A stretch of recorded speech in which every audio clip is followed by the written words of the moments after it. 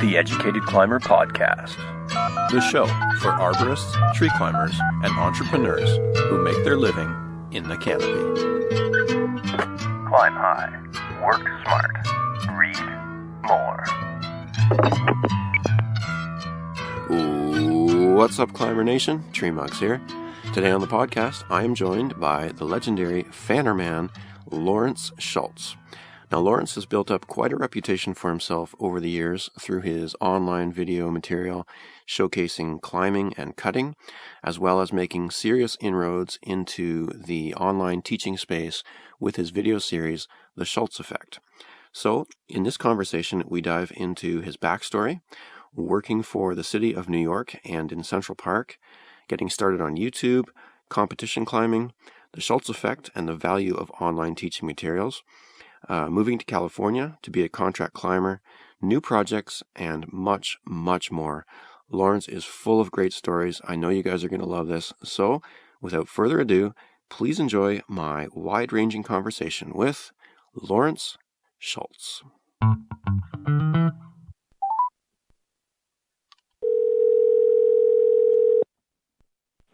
Hello. Lawrence, what's going on? Hey, how you doing? Yeah, man, I'm doing good. It's awesome to have you on the phone. Hey, I want to take a chance to thank you for doing this and thank you for your contributions to the industry thus far. You're doing some pretty cool stuff, and it's pretty nice to be sort of, spreading the gospel and even just taking the fundamentals of general tree work and making it digitally available because yeah, if you're not up on it, you can't get copies anymore. That's right, man. Oh, I really appreciate that. Thank you very much for saying that. Yeah, man, I've been following you for a while. You're a bit of a legend with your YouTube and everything that you've done and the Schultz Effect. So you've been on my list for people to get on the podcast for quite some time. So David Driver actually helped set this up for me. So again, thank you for doing this. Yeah, he pinned me down a bit. He was like, all right, it's your turn. You got to do it now. I was like, okay, that's cool. That's awesome. Very cool. That's awesome.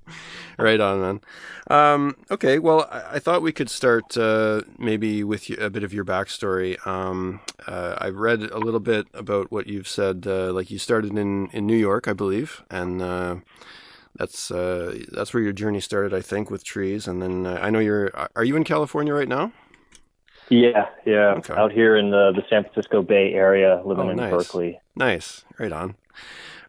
So yeah, why don't we start with how you got into the trade in the first place? Well, I graduated college and I went for environmental science. I was kind of an idealist and I was going to save the world and all this stuff. Yeah. And the reality of that situation is it's a lot more complex and complicated than you realize as a 18-year-old picking your major. Yeah. So I kind of totally became disillusioned with the politics that I saw that is involved in science. You can get me on a whole rant about that, but I don't think anybody wants to hear it. So this was in New York State at the time? No. Actually, okay. This is outside of Philadelphia. I went to school there. Right on. And a friend of a friend, so I graduated, didn't have a job. The economy was crap anyways. And a friend of a friend did tree work, and I had never even heard of tree work. Yeah. I was like, what is this tree work? Please tell me.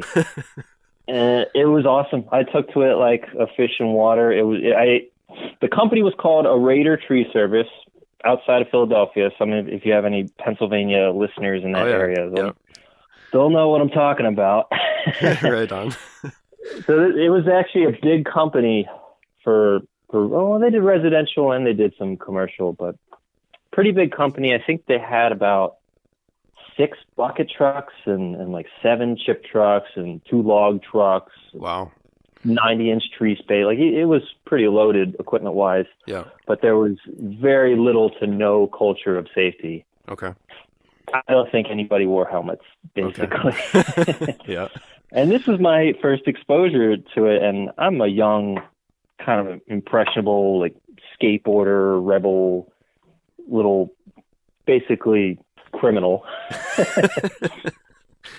I didn't even know, and I didn't even care. To me, it was just like all about adrenaline and fun, and there's a lot of close calls. And looking back on it now, I'm like, wow, like I can't believe that was allowed to happen. Like the only chainsaw cut I ever received is in my knee because they handed me a 200 and were like, go up that tree and cut those limbs without explaining how a chainsaw works, any of that stuff. And these two limbs were crossing out on the tips, and I didn't really see that. And I cut the one, and the butt kicked the end of the saw right into my leg. Yeah.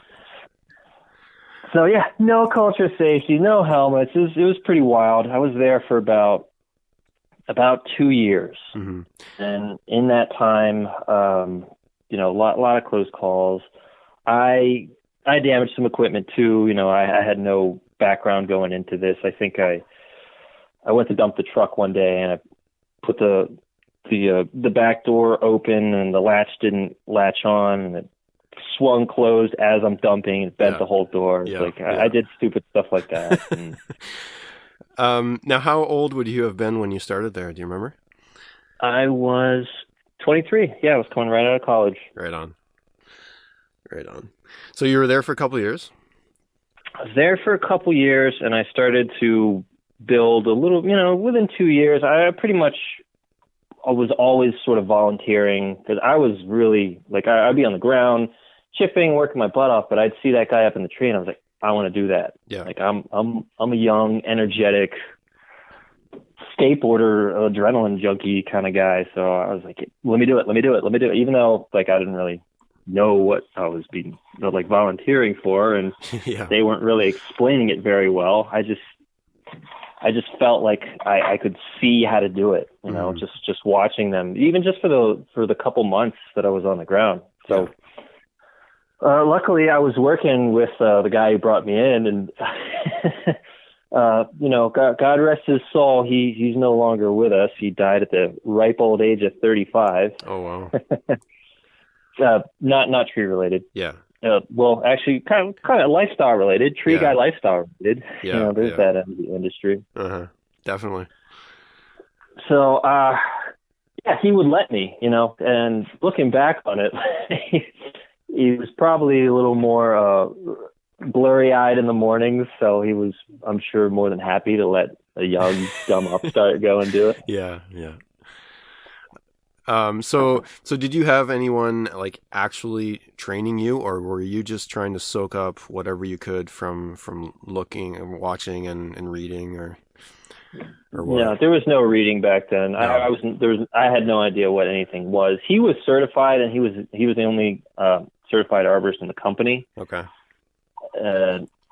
So it was a lot of just kind of watching. They show me the knots, and I kind of see how they'd be rigging. Occasionally somebody would say some stuff like, if you put it in two crotches, now you've got a rope over here, the other end of the rope over here for this side of the tree. Yeah. And little stuff like that. So I'd be picking up little stuff like that.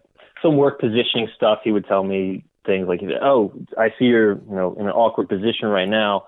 Put your lanyard on here and shift your weight. So now you're kind of triangulating. Yeah. So I pick up little bits and pieces like that and just sort of, what I picked up made sense. And I guess I didn't really question it too deeply yet because I wasn't in really complex situations yet. So we were doing residential work in that area. And it was a lot of larger properties and a lot of room. So the only time things are really getting rigged is if they're kind of near the house or if, we can't damage stuff on the ground. But there was no really tight knit stuff. We weren't going into the city of Philadelphia or anything like that. Oh, okay. Yeah. So pretty remedial skill-wise at that point.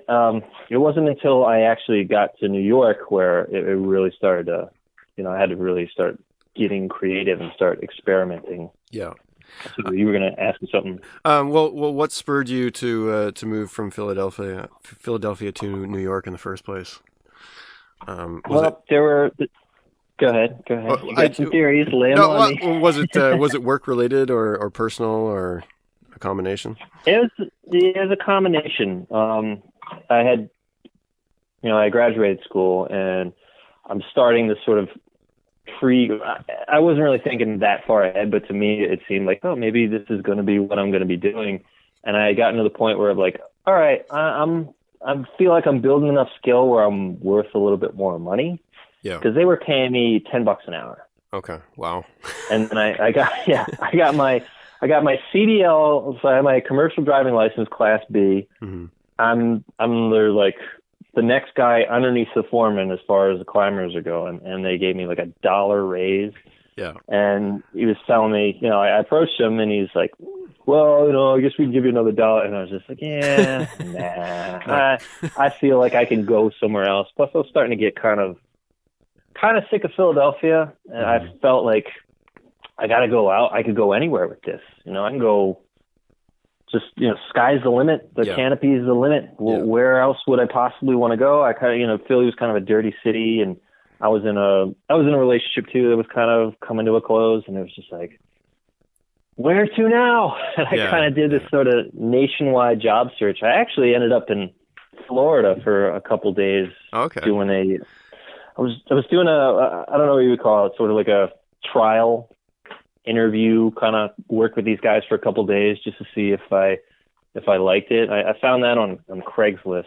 Nice. So I meet these guys in a parking lot, and this is kind of, there were cell phones, but it wasn't smartphones, and it wasn't as tech savvy as it is now. So I talked to this guy off of Craigslist, off of some weird number, thinking like, I hope I don't go down there and get my organs harvested. I don't know what this is about. I'm gonna go for it. Wake up in a bathtub. Yeah. So I go down there and I meet these guys in a parking lot off some bad directions, and he was like, "Oh, I can't believe you found it." I was like, "I can't believe I found it either." Yeah. So we're sitting there, and the guys all show up, and he's like, well, we all meet here in the morning, and so the boys like to smoke their weed, and the sales guys, so they go out and sell the work for the day. And I'm like, really? Okay. Okay. See how this goes, and that's what they did, door-to-door sales every morning. That's the work for the day. And oh, wow. Puff of smoke out by the chip truck, and before you know it, following the head climber, he's spurring up every single tree to trim. It's just like all these series of little jobs. We'll do like $100 here, $200 here, whatever. Yeah. And I did that for like a day or two, and I was like, nah. Probably not much of a future there. So I don't think I like it here. Yeah. It was in like Tampa Bay, Clearwater, St. Petersburg area too, and okay. Not that is like I'm sure that's a fun area, but I don't know, for me, I just wasn't feeling it. Yeah, for sure. So from there, you went to New York. Well, the search kind of continued. I had a bead on something in Yosemite. Oh, nice. And it just didn't pay. It didn't pay shit. Yeah. It started like $25,000 a year or something. It was a salary government job. Oh, okay. Yep. But it's like, this is the base, and when you climb, you get paid more per hour. This is like this other tier for those hours. It's kind of like a complicated pay scale. Mm-hmm. And I wanted to do it, but I just couldn't make financial sense of it. Yeah. So that was kind of out, and I looked around, but yeah, it was Craigslist and was it Monster.com? I think were kind of the only real things to really be looking for jobs, unless you're going to go through like local papers and stuff. Mm-hmm. And this is not just like me looking for a job in the town I live in. This is me looking for a job in a whole other city somewhere else in the country that I'm like, I'm going to uproot my life and just start over somewhere. Where's it going to be? Yeah. So what year would this have been? Do you remember? Well, 2 years after me being 23, it'd have been about 25, graduated in probably like 2005. Okay. Right on. All right. So yeah, it's early internet stuff, pre-social media. Yeah, I was pretty resistant to the internet and the cell phones and fanciness. So I find this job in New York, and it's a salary job, which to me sounded really appealing, because anywhere that gets a winter, work just slows to a crawl, and so does your money, unless you got to be smart and save your money and kind of ration it out. Yeah. Like you're experiencing right now. Oh, yes. Oh, yes. I find a salary job. It sounds pretty good. The starting pay is from, I'm also 23 or whatever. I've never really made that much money up until then. So it sounded pretty good. It was just a hair under like $50,000 a year. Oh, nice. Which to me was like, hallelujah. Definitely. Yeah.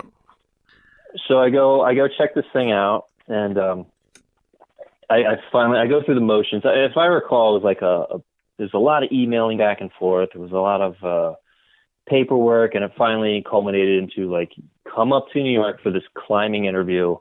I'm like, wow, what's a climbing interview? Holy crap, cool. All right, let me take the train and I'll go up to New York with my. They told me I don't even have to bring anything. They would provide all the equipment. Mm-hmm. I'm like, okay, cool. So meet them in a park, and there's all these dudes around, and they're mostly old. Just about everyone's older, actually. If I recall correctly, I was the youngest dude there. Yeah. I'm like 25. Everyone else is, I don't know, like 30s, 40s, maybe even older, and they're all kind of standing around telling that, when you get enough tree guys together, and actually when you get more than 2 tree guys together, just storytelling going back and forth, all these war stories. Yeah, I was on the crane in the ice storm, and I'm getting kind of nervous. I'm like, wow, these guys are going to be really good, and all this stuff. And is looking back on it now, it was such a remedial climbing. All you had to do was hump your way up this tree. It's pretty much up against the trunk too. Yeah. Hump your way up about 40 feet, and you get up there, and there's another climber there, and he hands you another climbing setup. This is Blake Hitch stuff. Yeah. Hands you another one. You click from the one you're in into that one, and then you walk out a limb, probably like 15 feet out the limb, mm-hmm. and you tie this rigging line just to show that how you would tie it if you were going to rig it out. Mm-hmm. And then you walk back to the trunk, and you walk back out another limb and tag a piece of caution tape they had out there. Mm-hmm. Probably like a 20-foot limb walk with a good rope angle. Just really basic stuff. Yeah. And nobody made it up the tree. I'm watching dude after dude, like chest out, look at this scar type guys and tattoos, tough looking dudes. And they're just all crapping out on the body thrust, just dying. And they couldn't even make it up. I think me and 2 other guys made it up. Yeah. And I was kind of blown away. I was like, oh my God. What happened? Later on in life, I would figure out that, city jobs are where broken climbers go to break down, basically, and soak up some kind of pension. I mean, to any municipal guys out there listening to this, like, that's not necessarily true all the time, but it happens. Yeah, yeah. So, do you remember how many? Like, there was a bunch of guys there, but do you know how many jobs were actually available that they were trying to find guys to fill? I don't actually. It wasn't very many. It was probably like 3 or something like that. I remember they were having trouble keeping one of the boroughs full, which was the one that I ended up going to, which is the one I wanted to go to, was Brooklyn. Okay. Little interesting side note. I don't know if you know the band, the Yaysayers. No, I don't. They've gotten pretty popular. One of the guys who passed the climbing test is like the bass player or drummer for the Yaysayers. Nice. And I remember him saying like, cool, yeah, I don't know if I could take the job though. I think my band's starting to take off. And a couple of years later, dude's like world touring, and that's awesome. It's kind of cool because occasionally I would see him in Brooklyn, and we just had that, like, hey, what's up, man? Oh yeah, you're freaking famous now. Yeah, I'm still at that job that you turned down. Yeah, that's awesome. So this was this job was with the Parks Department or what? Yeah, so the City of New York's Parks Department basically runs everything associated with the parks and their green spaces and right-of-ways and all that stuff. Mm-hmm. And the forestry departments are a division of the Parks Department, and each borough has its own forestry department. Oh, okay. Yeah, so they're all kind of like, they're run like their own sort of separate companies almost. They very rarely interact. Okay. Big bureaucracy. Yeah, pretty as bureaucratic as it gets, really. Yeah.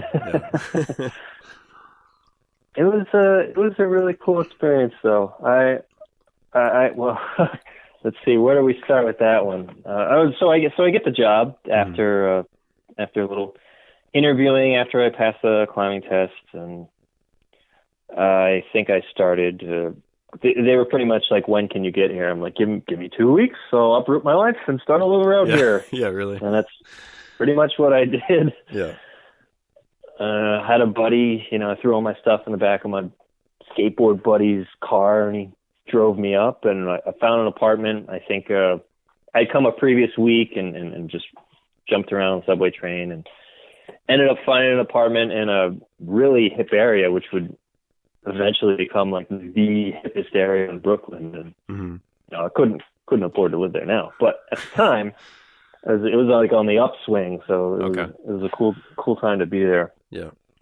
I'm telling you all this little minor detail stuff because this will make sense later with kind of balancing life and work as a young man in a city single. It's like it's New York City. There's everything all the time, and all you want to do is go out with your friends and drink and go see this show and go see that show and go to this movie and do all this stuff. And reality is you can't do that if you got to be up at 5 a.m.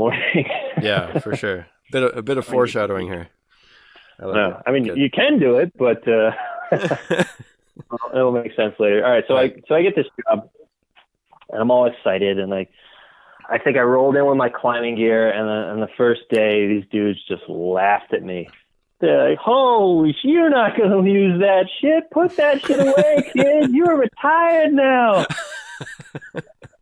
I'm thinking, it's going to be all these, like, it's going to be this exciting thing. And just, that's where the first time I really ran into like a union worker kind of attitude. And not to put union workers down, because I was a union worker, but there's a lot of fellows who just sort of, they take it slow. Take it nice and slow, we'll say. Definitely. Yeah.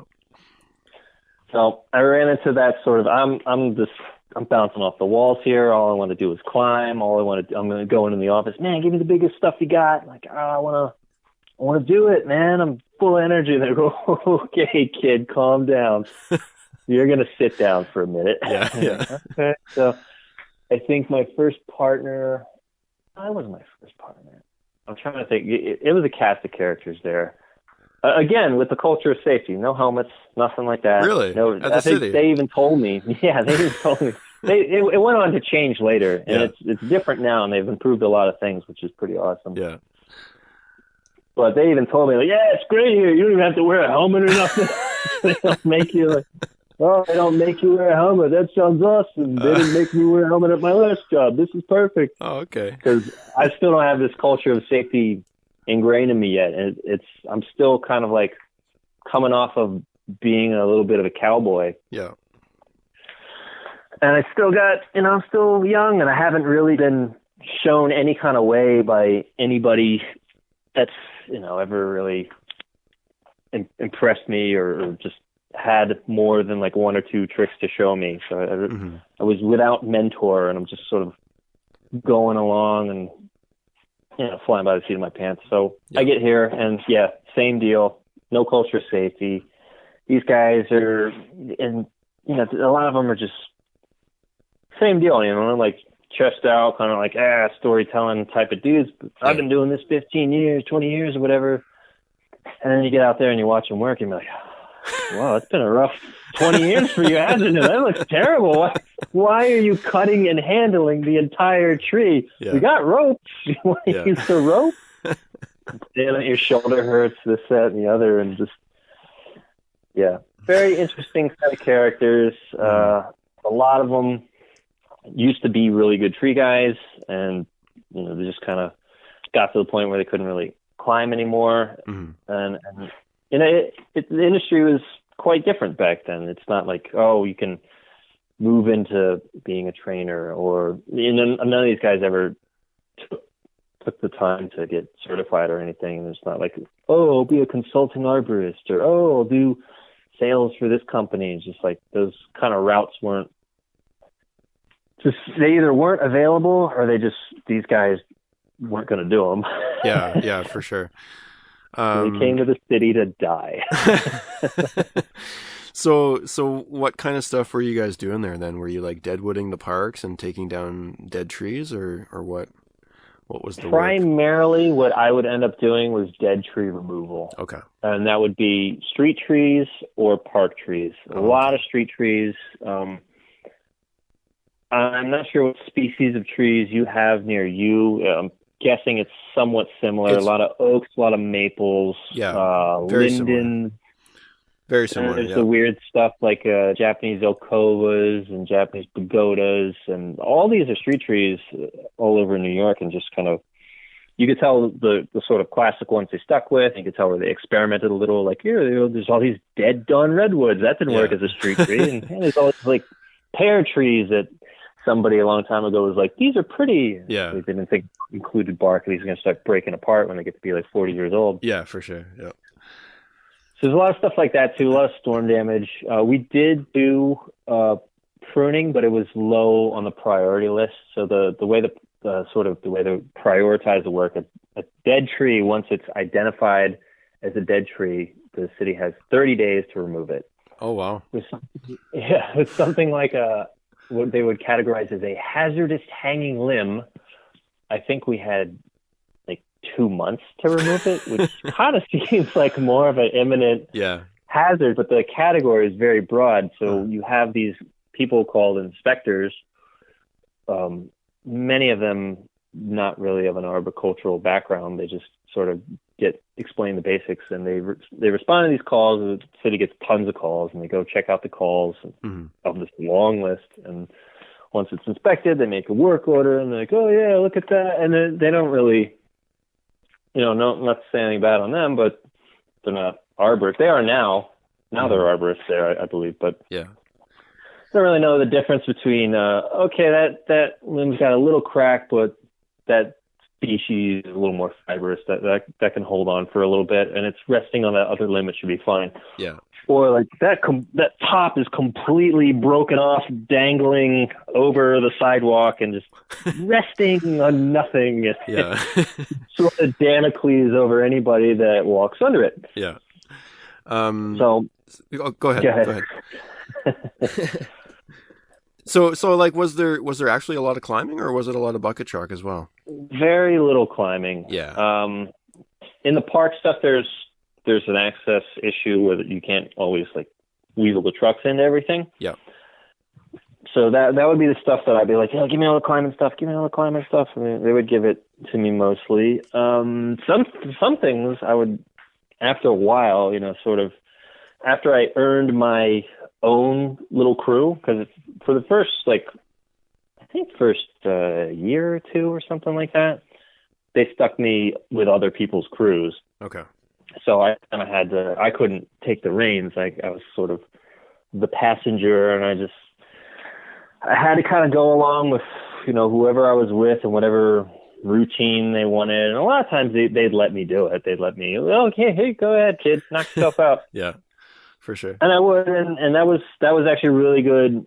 That was a very pivotal point in my rigging development, because I would always take the rope with me, and I would always just be experimenting with rope angles. And I really didn't at that point know a lot about forces and stuff like that. Mm-hmm. I knew a little bit, but nobody really ever explained anything to me. And I didn't really realize there were books and this whole ISA, TCIA stuff was out there yet. Yeah.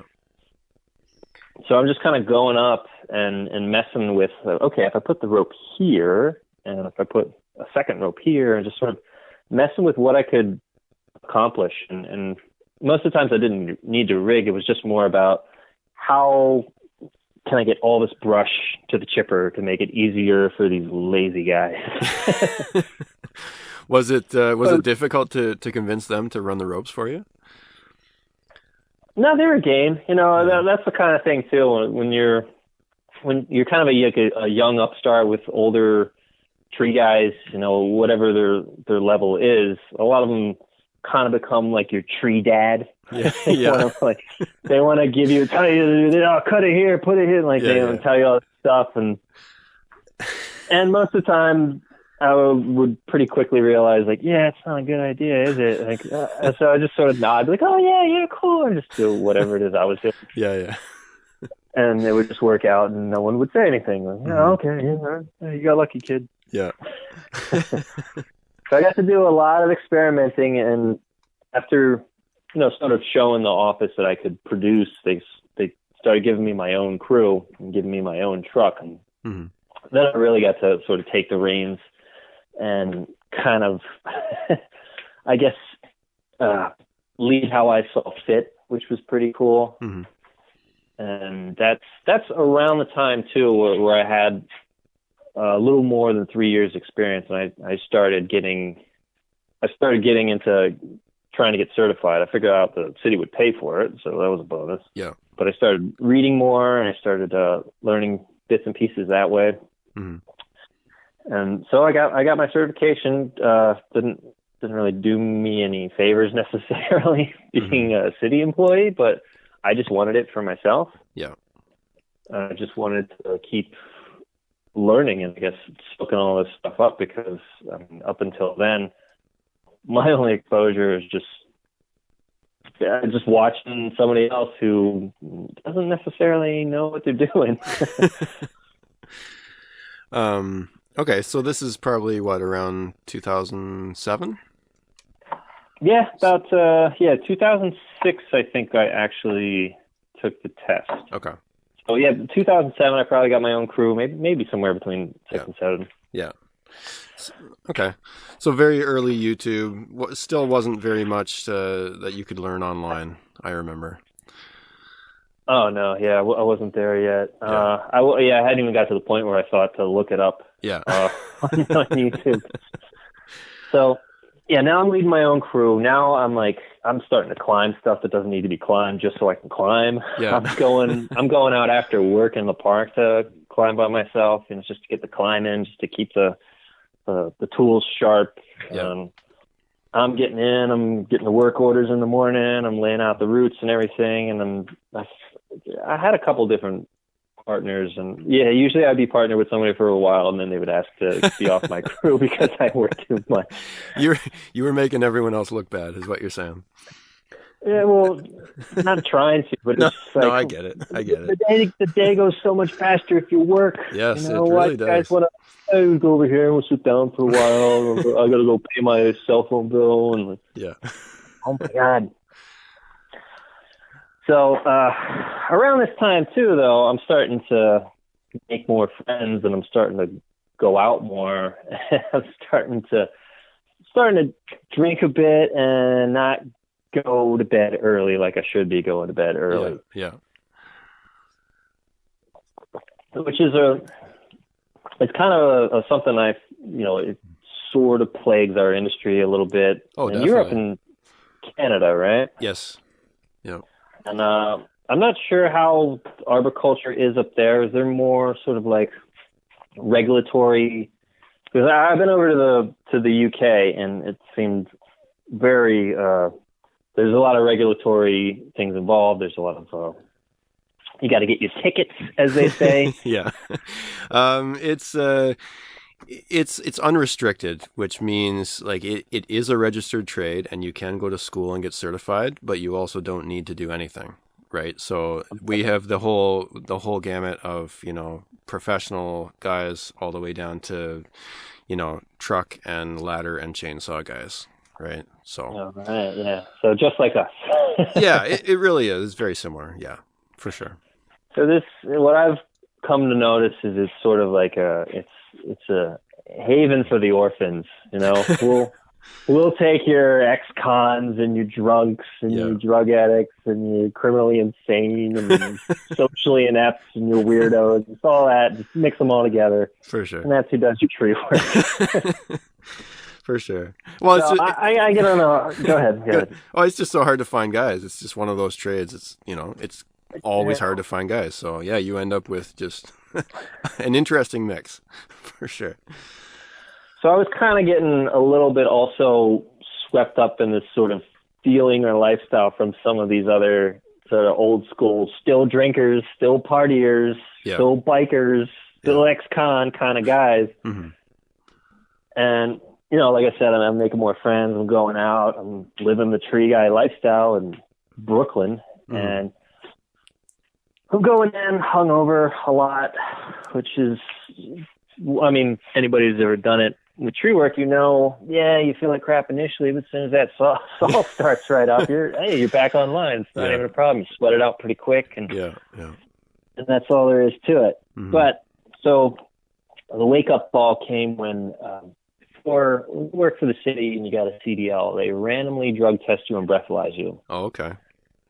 And if you have a hangover, you have alcohol in your system. Yeah. And the policy was pretty zero tolerant. Mm-hmm. So I walked into work feeling pretty good. I didn't even feel hungover. I felt like, oh, I'm surprised I'm not hungover. I feel great today. Yeah. And they're like, the PP man's here. I'm like, okay, cool. Mm. Your name's on the list. Yeah, it's fine. Yeah. Go in there, give my urine sample, blow dirty on the breathalyzer, and I was like, it got real for a second. It's like, well, there's going to be a little hearing. Mm-hmm. You get suspended for a month, no pay, and you have to go to alcohol classes. And I was like, wow, that just hit home. Holy crap! Really? But it was a good thing, you know. Kind of slowed me down a little. Up until that point, you know, I've just been a young partier, so it was a good time to reevaluate my relationship with the alcohol. Mm-hmm. It was also good to have that job because being randomly drug tested makes you not smoke pot. Yeah. Not that I have anything against pot, and ironically, pot's freaking legal everywhere now. But I just don't think pot. And I believe this from the beginning because I smoked pot once or twice on the job back in Pennsylvania, and it just those two do not mix. No. I don't understand it when guys do it, and I can't stand it when guys do it. Like, dude, if you're gonna smoke after work, smoke whenever. I know people get anxiety, and I think that might be, you know, besides, you know, already being a partier and coming to this industry, I think there's a lot of anxiety dealing with, you know, heights and dangerous stuff, and definitely that's how people deal with it, even if they don't realize that's how they deal with it. Like, you get high because, you know, as tough as you are, you're scared a little bit, and that's totally fine. Yeah. But the best way to beat fear is with knowledge, not substances. Mm-hmm. Yeah. So wow. It made me stop drinking as much. It made me reevaluate my relationship with alcohol, which is a good thing. But you didn't lose the job, though. No. Yeah. It's a 3-strike program. Okay. Oh, okay. Good. I was not the first one. No. This happened to. Definitely not. They actually had kind of a system in place where the guys who were, you know, in the circle would call each other, whoever got to work first, but they tell the other guys, like, yo, they're here. Oh, okay, yeah. So whoever it was, if they had been, you know, hitting it a little too hard or whatever, they'd have to skedaddle. Yeah, for sure. And of course, you know, they know the people know what's going on, but they could never quite pin them on it. So it's a cat and mouse game. Yeah. Anyway, so that was a good thing. You know, it set me back a minute, but it was a good thing ultimately. And it made me start getting, I guess, a little bit more serious about the tree work. Had a little bit more focus on it. Yeah. And I guess around that time was probably when I started looking stuff up on YouTube. Okay. And that was probably the first time I started seeing, I think Reg Coates was probably the first person I found. Yep. And Reg Coates, legendary arborist. And for those of you that don't know him, go to your computer right now and start YouTubing Reg Coates and look up his older stuff, because at the time it was pretty, to me, having pretty small exposure to actually like really skilled guys. It was like kind of mind blowing. Mm-hmm. And it influenced me. You know, I took in when I saw, and you know, made me see like, oh, that's a good solution to that problem. And there's some good takeaways from that. I still didn't fully understand what I was looking at, and it would make more sense later as I learned more things about forces and angles and redirects and whatnot. Yeah, I think. But shortly after that is when I discovered David Driver's stuff, and he's heavy into rigging, very much into it, and really smart rigging too. And he was a huge influence on me, Mr. Extreme himself. Is that how you found him then, through YouTube, or? Yeah. Okay. Yeah. Him and I think Brian Bixler I also found shortly after I found David. And I'm trying to, those three were just sort of like the guys that were putting out the videos at the time, at least that I found. Yeah. The best ones. So is that what inspired you to start playing around with cameras in trees? Or was that, did that come later? It pretty much. Well, it came a little bit later. I just remember thinking after, and that was probably a little while, maybe a couple more years into it, I started kind of, I don't know, finding my own style and honing my craft, and I guess thinking like, yeah, I'm pretty good now. You know, they say about the black belt is not the most dangerous. It's the green belt that thinks he knows everything. So yeah. Probably out there with my new GoPro and my green belt, shiny green belt, videotaping myself, thinking I'm the hot shit. But I wanted to share, because I felt like I had started learning so much that I wanted to share what I had learned with other people, and also show them like a different setting. Because I mean, those other guys are nobody else is in New York City or in Brooklyn dealing with some of the really kind of tight quarter, pain in the butt stuff where you just, you learn the building blocks and the fundamentals from the publications and the materials from ISA and TCIA, but you really got to take them and put them together a different way and be creative to deal with some of these kind of worst case scenario situations. Yeah. And there's no GRCS. Yeah. we didn't have like a way to lift things. And I don't know if you ever try to lift something large with a set of fill blocks. Yeah. It's very all you're really doing is taking the tension out of the rope. You're not really going to be able to make any significant lift on anything. Yeah. So this is pre-rings then. Like, what were you into for rigging gear to do this intricate stuff? Well, they didn't give us much in the way of rigging gear at the city job. We had like a block per truck. Yeah. And I remember when they first started handing out whoopee slings instead of deadeye slings. The guys didn't know what to do with it. They took them apart, cut the end off and popped it through. Yeah. What is this stupid thing? I remember that. That was pretty funny. Yeah. I actually don't even think when I first got there, I don't even think they had blocks. They were having me like cut that channel in the back of the wood, to rig down. Yeah. I don't know if you've ever had to do that. Yep.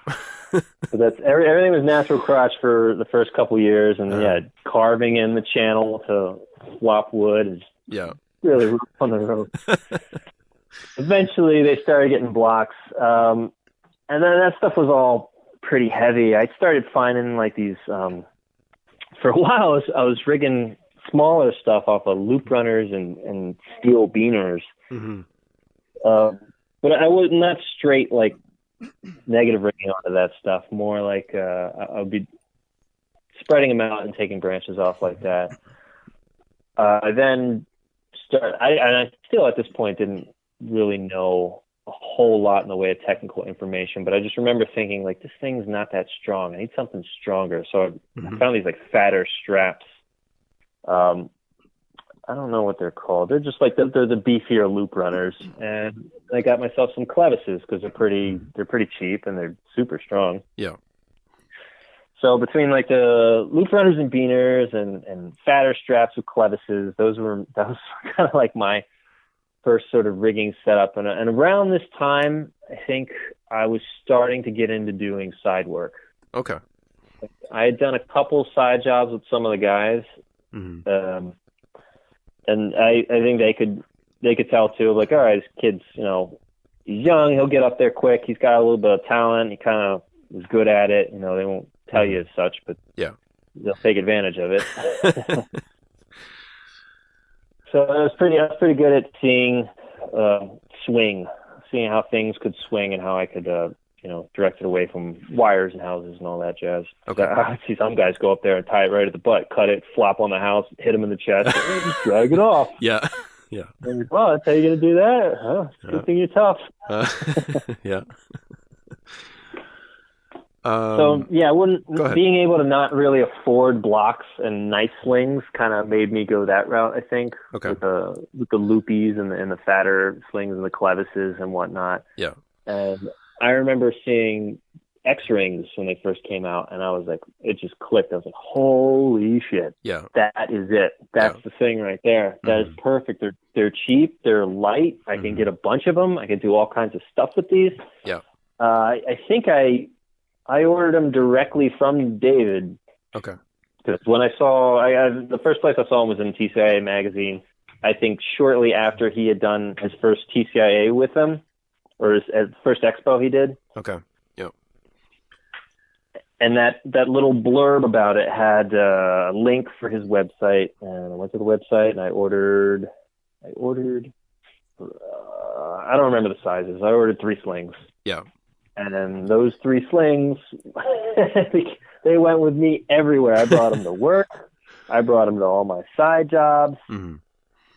I think after a while too, shortly after we started communicating via email or YouTube or something like that. Okay.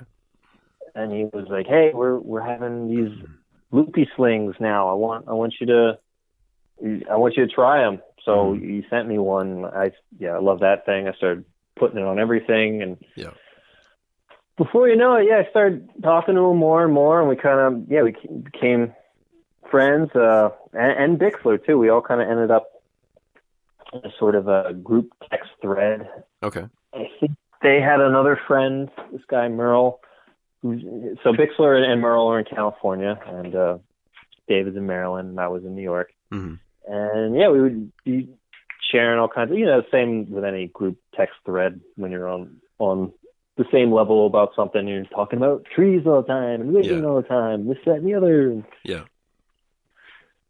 So that was pretty cool. And it's just further got me more, into it, more excited about the tree thing and doing the tree work and the rigging. And it made me want to film more and film more stuff. So I wanted to try more stuff and give me the biggest tree, I'll do it. Yeah. So this would be what, around maybe 2009, 2010? Yeah, I'm pretty. I got a memory like a caterpillar, short and fuzzy. I have to go back and look at what year I put out what video and stuff like that. Look out what year it did. But let's say that. Sure. You were there. Yeah, totally. You remember. So you were experimenting with like fishing pole type stuff and loading things in compression even before you had rings.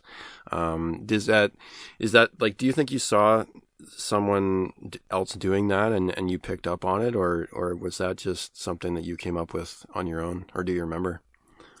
What's that? You mean like just using multiple rigging points in series, like kind of like a fishing pole technique, or the way that we use rings now. I don't think I ever.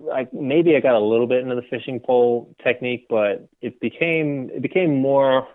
I really didn't at that point probably fully. I began to understand it, but I didn't really fully understand bringing the wood and the forces into compression. Mm-hmm. Probably it was more like a necessity is the mother of invention. Yeah. So I'm for most of these dead removals, I'm in the bucket truck, so I can move around. Yeah. And it was more like, okay, I'm going to work with this structure to most efficiently get whatever brush from this side of the tree to this side, and once that side's done, then I got to get it over to this, slowly working back towards over the chipper side. Yeah. In my street tree work. Mm-hmm. So it would be like, if I have a rigging point here, then I'll go to this rigging point here and this rigging point here. Mm-hmm. So this third rigging point will take care of this backside stuff that's too far to swing to the very first rigging point. Mm-hmm. And once that's all done, then everything on that third rigging point will now swing to the second one, and then everything from that one will swing to the first one. So it was sort of like, it was more, I kind of, I don't know, developed these plans or just sort of this rigging architecture Mm-hmm. just from working with the tree and trying to shift pieces to where I wanted them. Mm-hmm.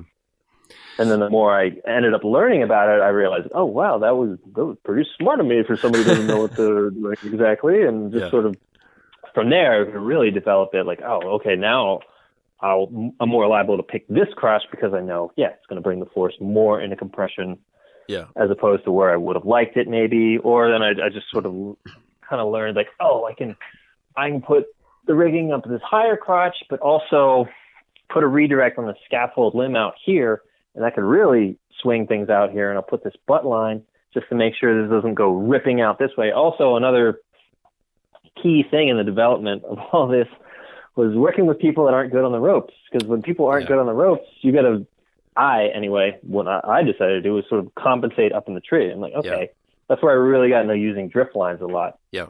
You know, coupled with the fact there are just tons of situations where things cannot move. It's got to come off as static as possible because there's where the gutter is, there's where the wire is, there's where the roof is. Yeah. And everything's just in tight quarters, especially in the side work too, because I'm not in a bucket truck where I can run around and shift things and change things, or when things go wrong, cut and hold and drag, or you can just do so much more with a bucket sometimes. Mm-hmm.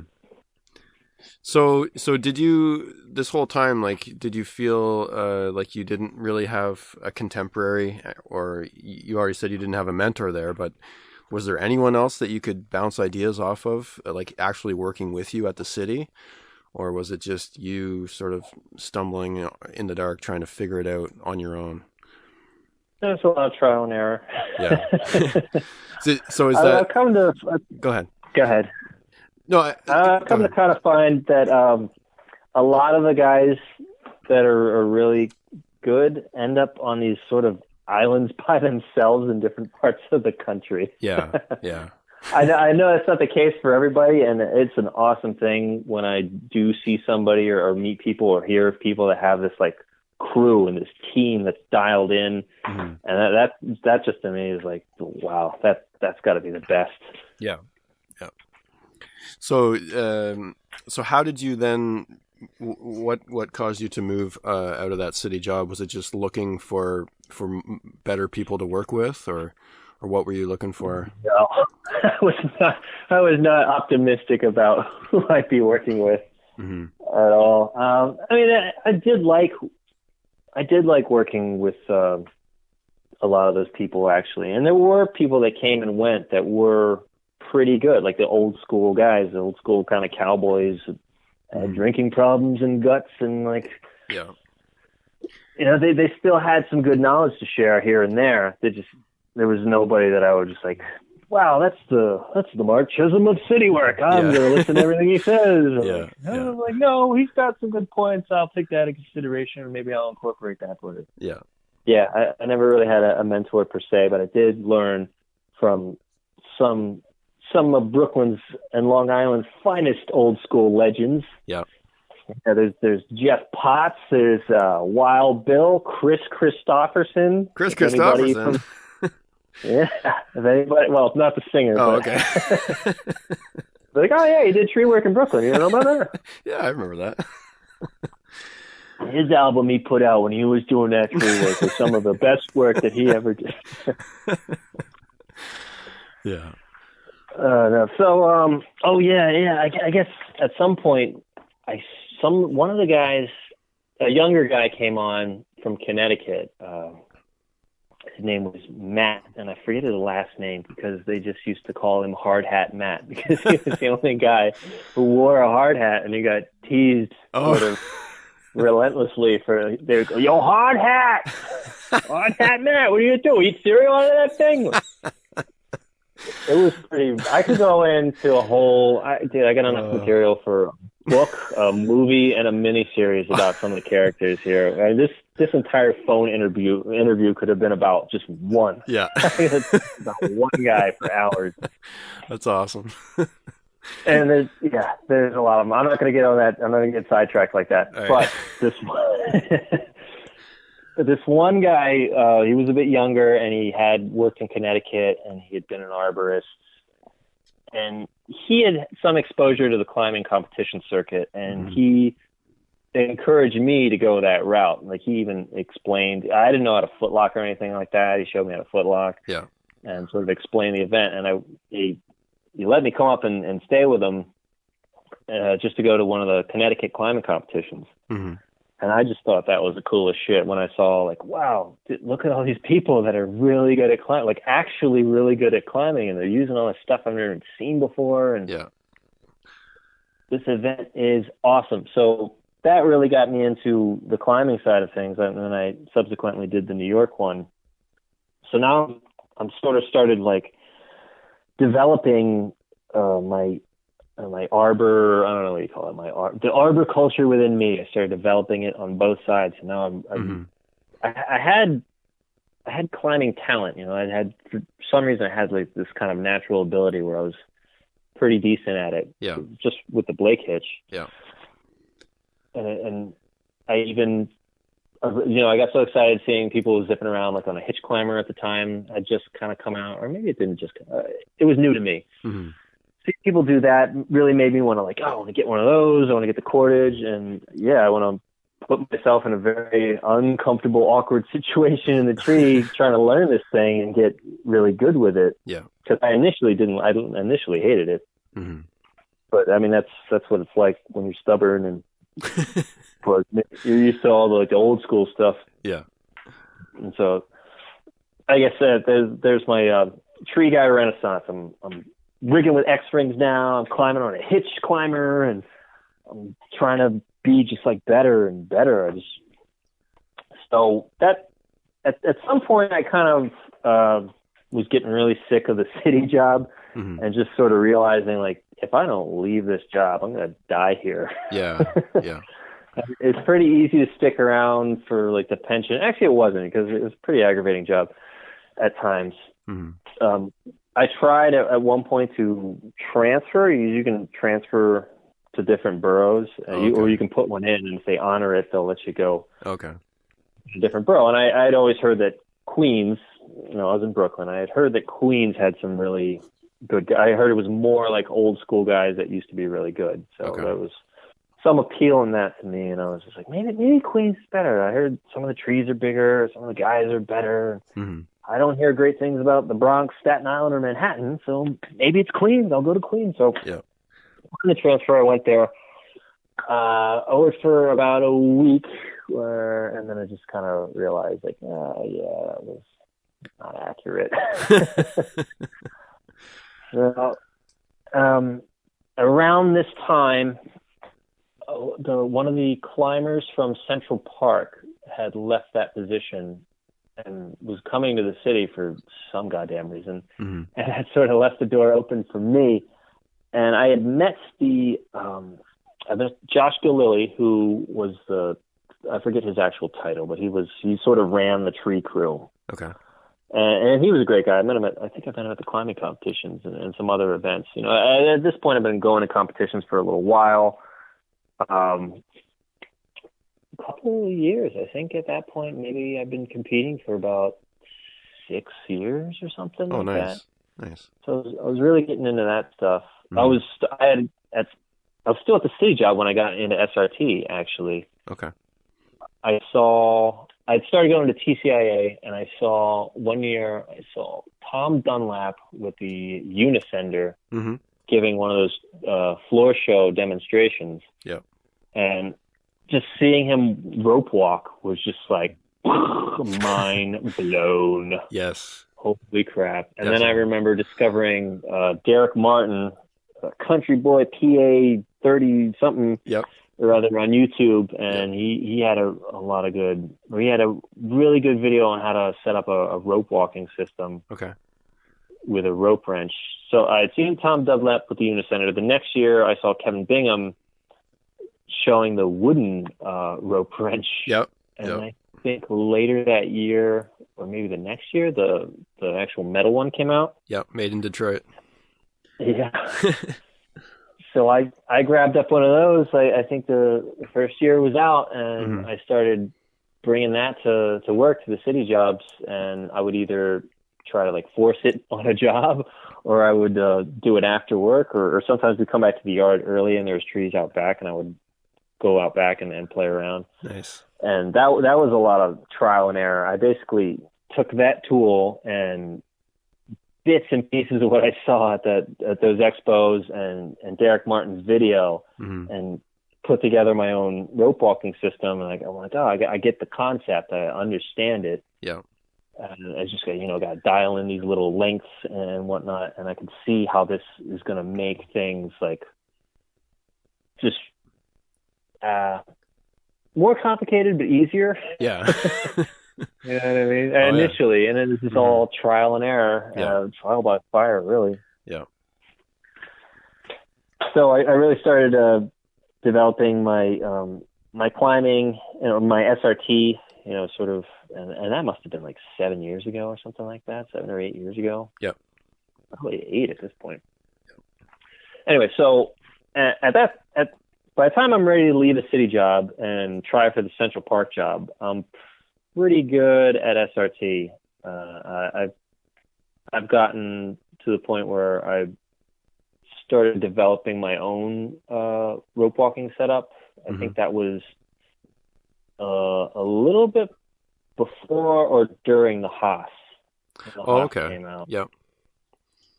So I'd gone from Frog Walker to Haas, and what else was I experimenting? I'm trying to think what I was experimenting. I remember for me, it was probably 2011. I remember a bunch of people experimenting with like just making your own foot ascender. You just, deconstruct making your own knee ascender.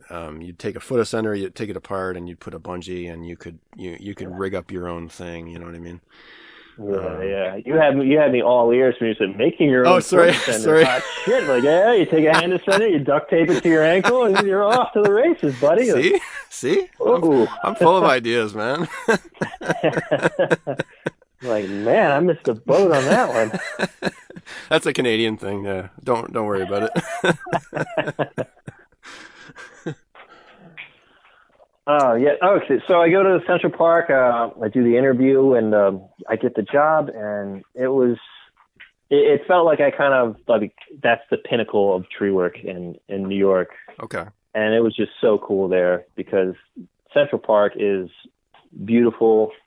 The trees, there's amazing trees, amazing American elms and oaks, and there's some good maples and beeches and other species, but the standouts to me are some of the oak species and American elms and some English elms too. There's just some specimens there, and the job is, now I'm working with people that actually are good. It's a small crew. It's me and 2 other guys. Okay.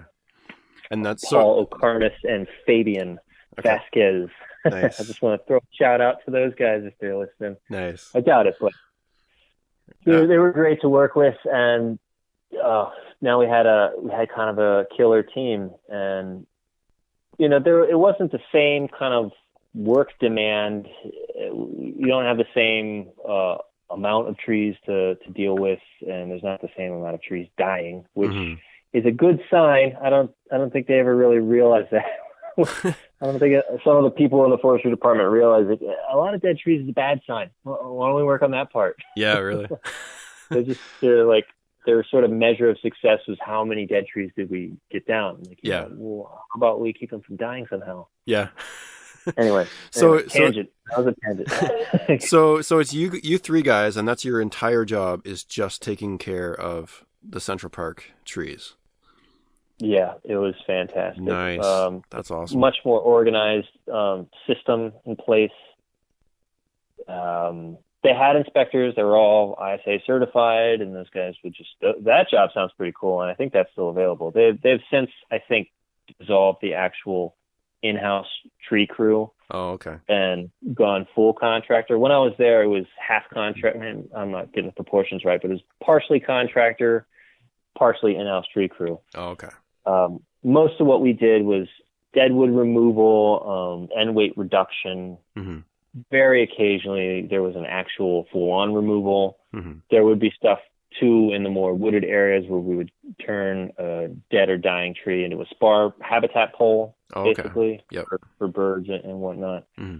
And that was really cool because somewhere along the line, I really sort of stopped and realized when you're younger and you're doing tree work, you're more preoccupied with if you could rather than if you should. So I would just take down anything. I would do any tree. Yeah. And at some point, I remember the tree, actually. I took down this massive, I shouldn't say massive, it was big. Mm-hmm. I got a buddy, actually it's David Driver, who gets on anybody who says, like, it was massive, because he's like, you know what, you got wide eyes. You're not the judge of that. Let somebody else see the tree. Yeah, for and sure. be the judge of if it was massive or not. Well, if David's listening, it was fucking massive, okay? It was a massive London plane tree. It was about 6 feet in diameter. Holy shit. And this was a backyard side job. It had just leaves and limbs going over about, and the yards are smaller there, but it was going over like 6 yards. Yeah. It's just kind of sprawled out all over the place. Mm-hmm. In the dead of winter, and it took me about 3 days to wrestle and rig it down to a spar. Yeah. And I get this thing down to a spar, and I'm spurring up the one of the last 2 leads that needs to start getting rigged out at the end of the day. Mm-hmm. This is the very end of the day too. And this hawk just lands right in the top and just looks at me. And I was just like, wow, he's giving me that total, like, you asshole.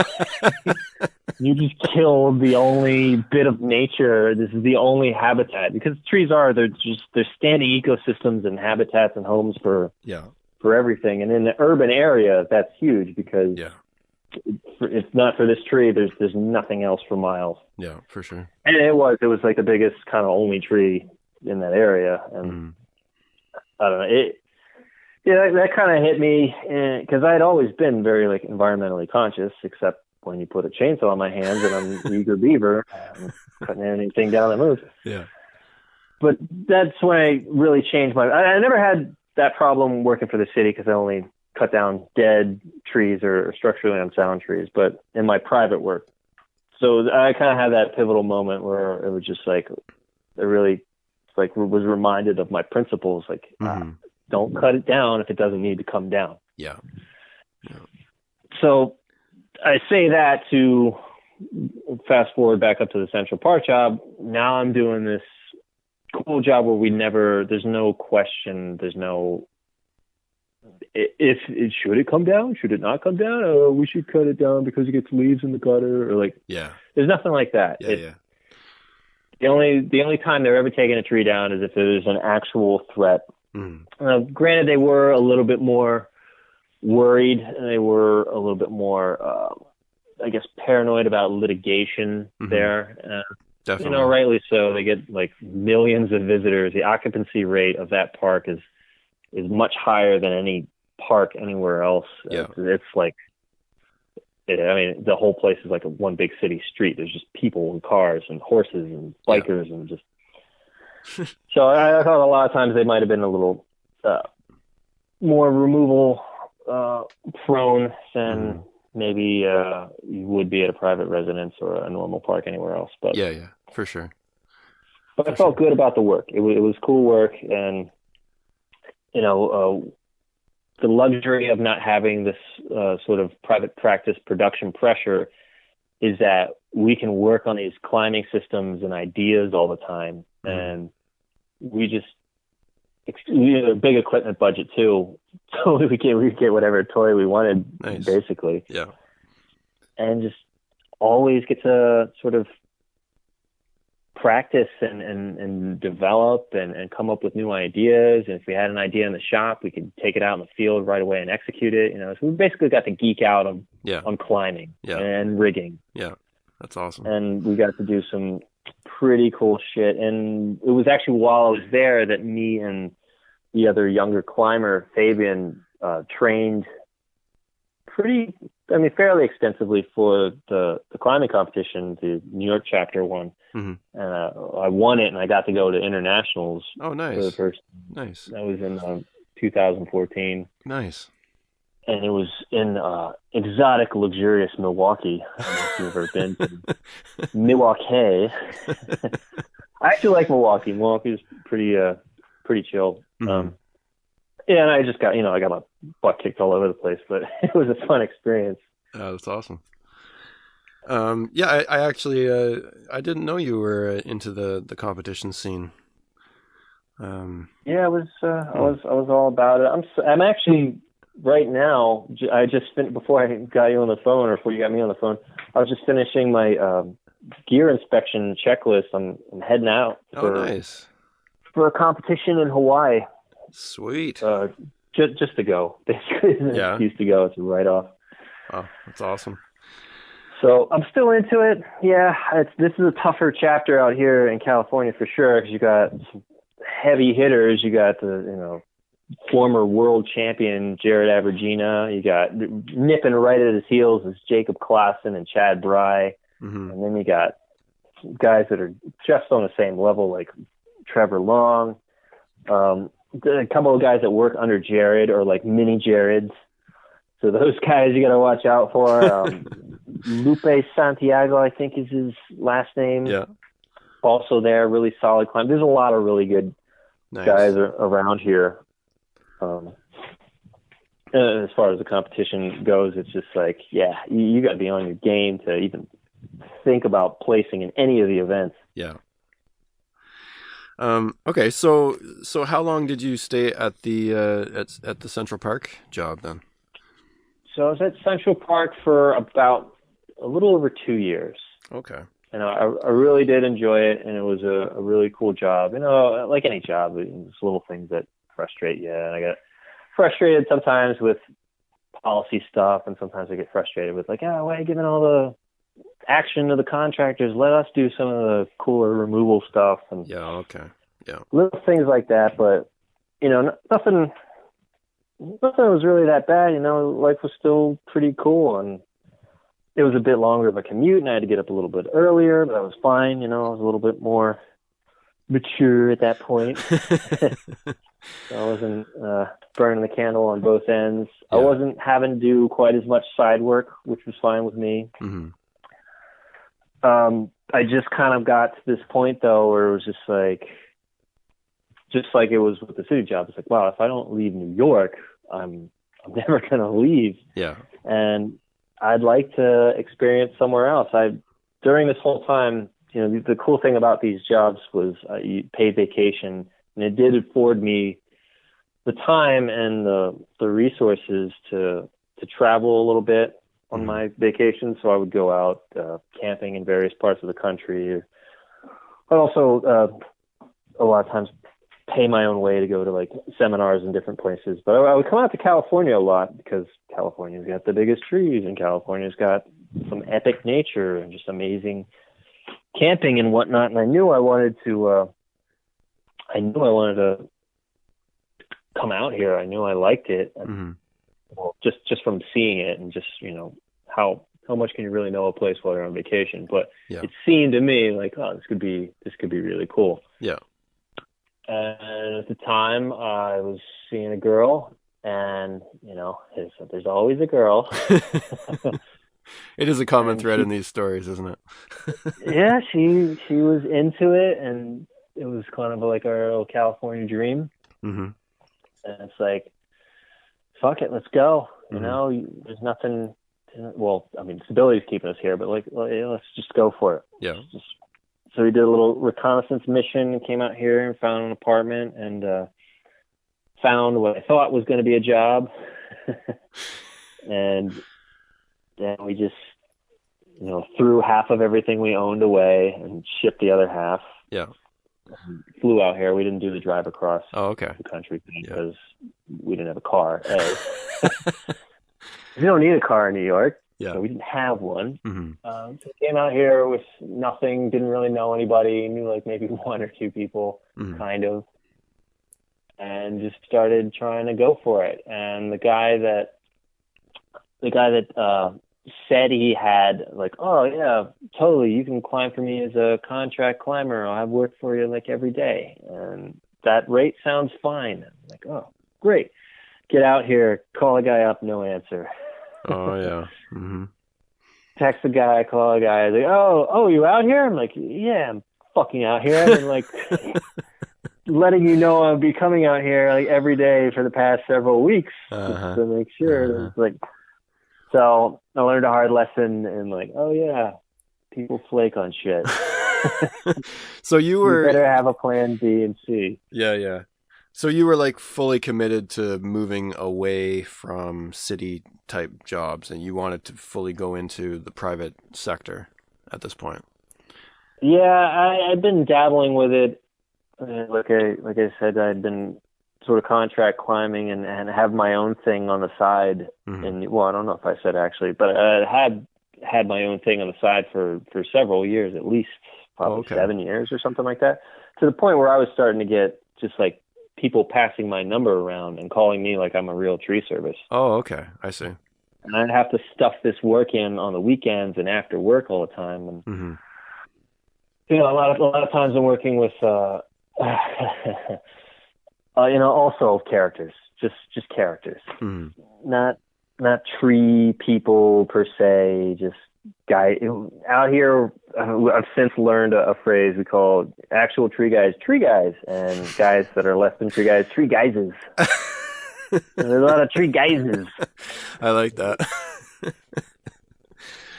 Yeah. So what year would that have been then, that when you made the actual move to California? Let's see, that was about 3 years ago. So about 2015. Okay. All right. So I get out here. What I thought was going to be a job is not really a job.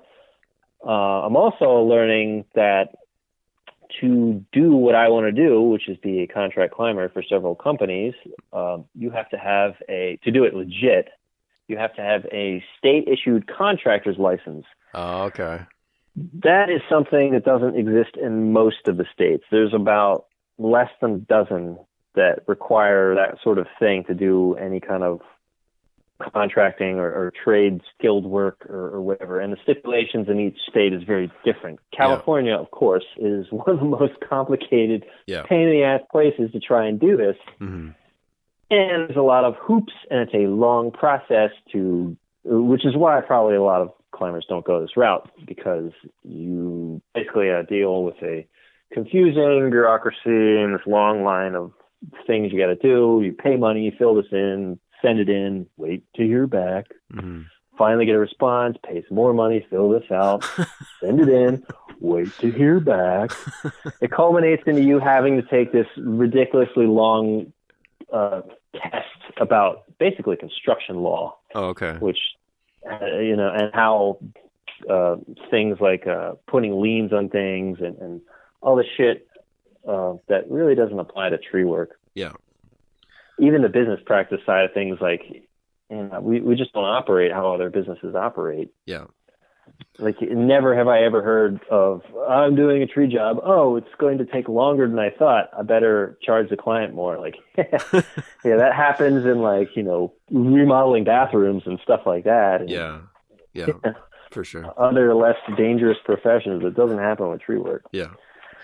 So I finally get this contractor's license, and now it's like, great, I got it. Well, leading up until then, there were a couple companies that would work with me. They took mercy on me, and they're like, okay, you're working on it. We can employ you in the meantime.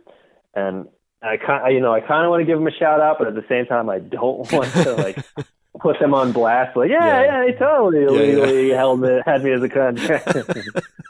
Understood. But they know who they are, and thank you to them. Mm-hmm. Yeah.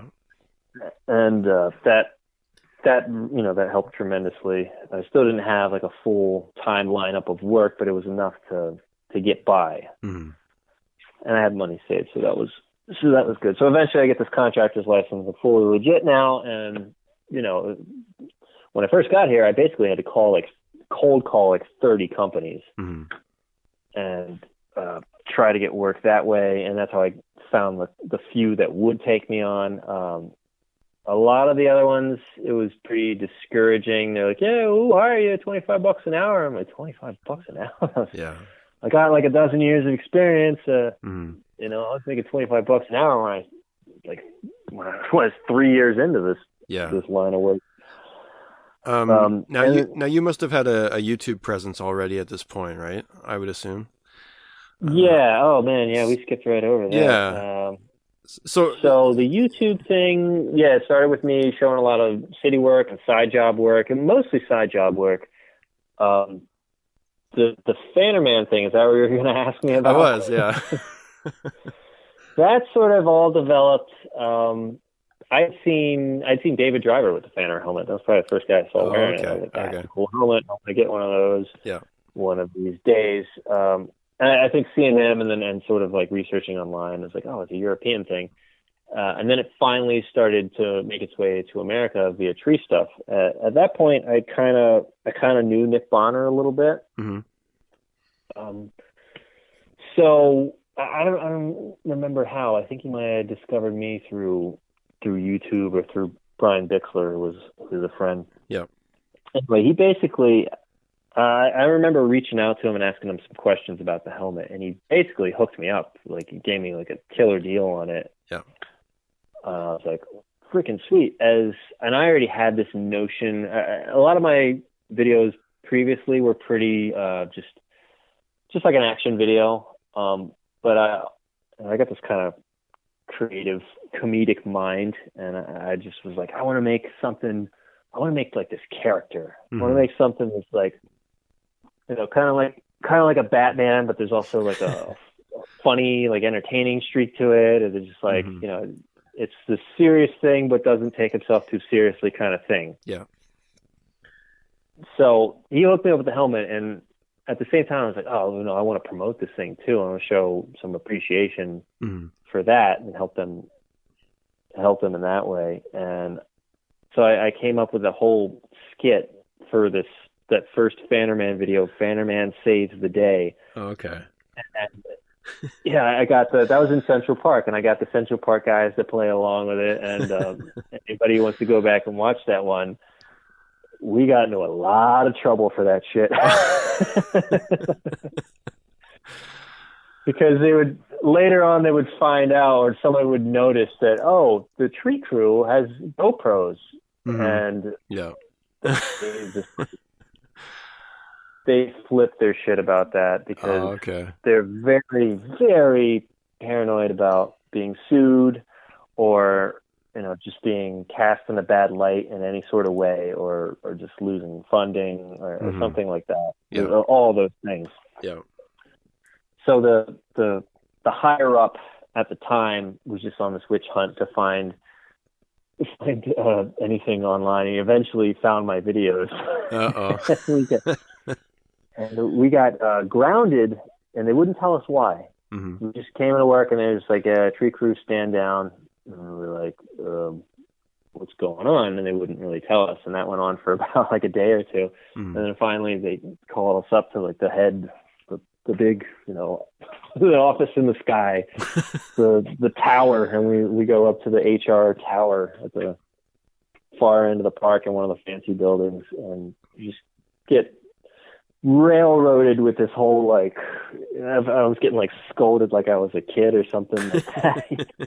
Just all this stuff like, you could have lost funding for the park, and it's all this blown out of proportion shit, and it's like, who do you think is watching this stuff, man? Yeah, exactly. I don't think the guy who was going to donate his $10 million to the park is like, oh, well, never mind. But that's not what's going down. So we had a big old back and forth, and, you know, they just, you know, didn't like, I guess they sort of figured maybe I was making the brand look a certain way. Because we have the shirts and they say Central Park, and we're on the job, and it looks like we're goofing off, even though we're getting the work done, and worried about, I don't know, people seeing the trees, and it's like, well, those trees aren't there anymore, so I'm going to worry about that. But, I now understand that they have other things to consider and worry about. because it doesn't seem like a big deal to me doesn't mean that it's not a big deal. Yeah, So yeah, for sure. Anyway, Fannerman almost got me and the entire tree crew fired. But it was all right. I just had to agree to take those videos down and not film anything, not do any social media surrounding the park, which I abided by until I left, and then I just put the videos back up. Yeah, nice. But those trees aren't there anymore, so it's not a big deal, in my opinion, anyway. So I started with that whole Fannerman thing. It was just kind of like an entertainment thing, really.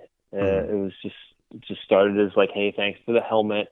I got this idea that's going to make, these tree videos entertaining because, at that point I'm pretty into the video thing, and I want to show some of the cooler things that I'm doing, just kind of share with, that's the whole point of social media, just kind of share. Yeah.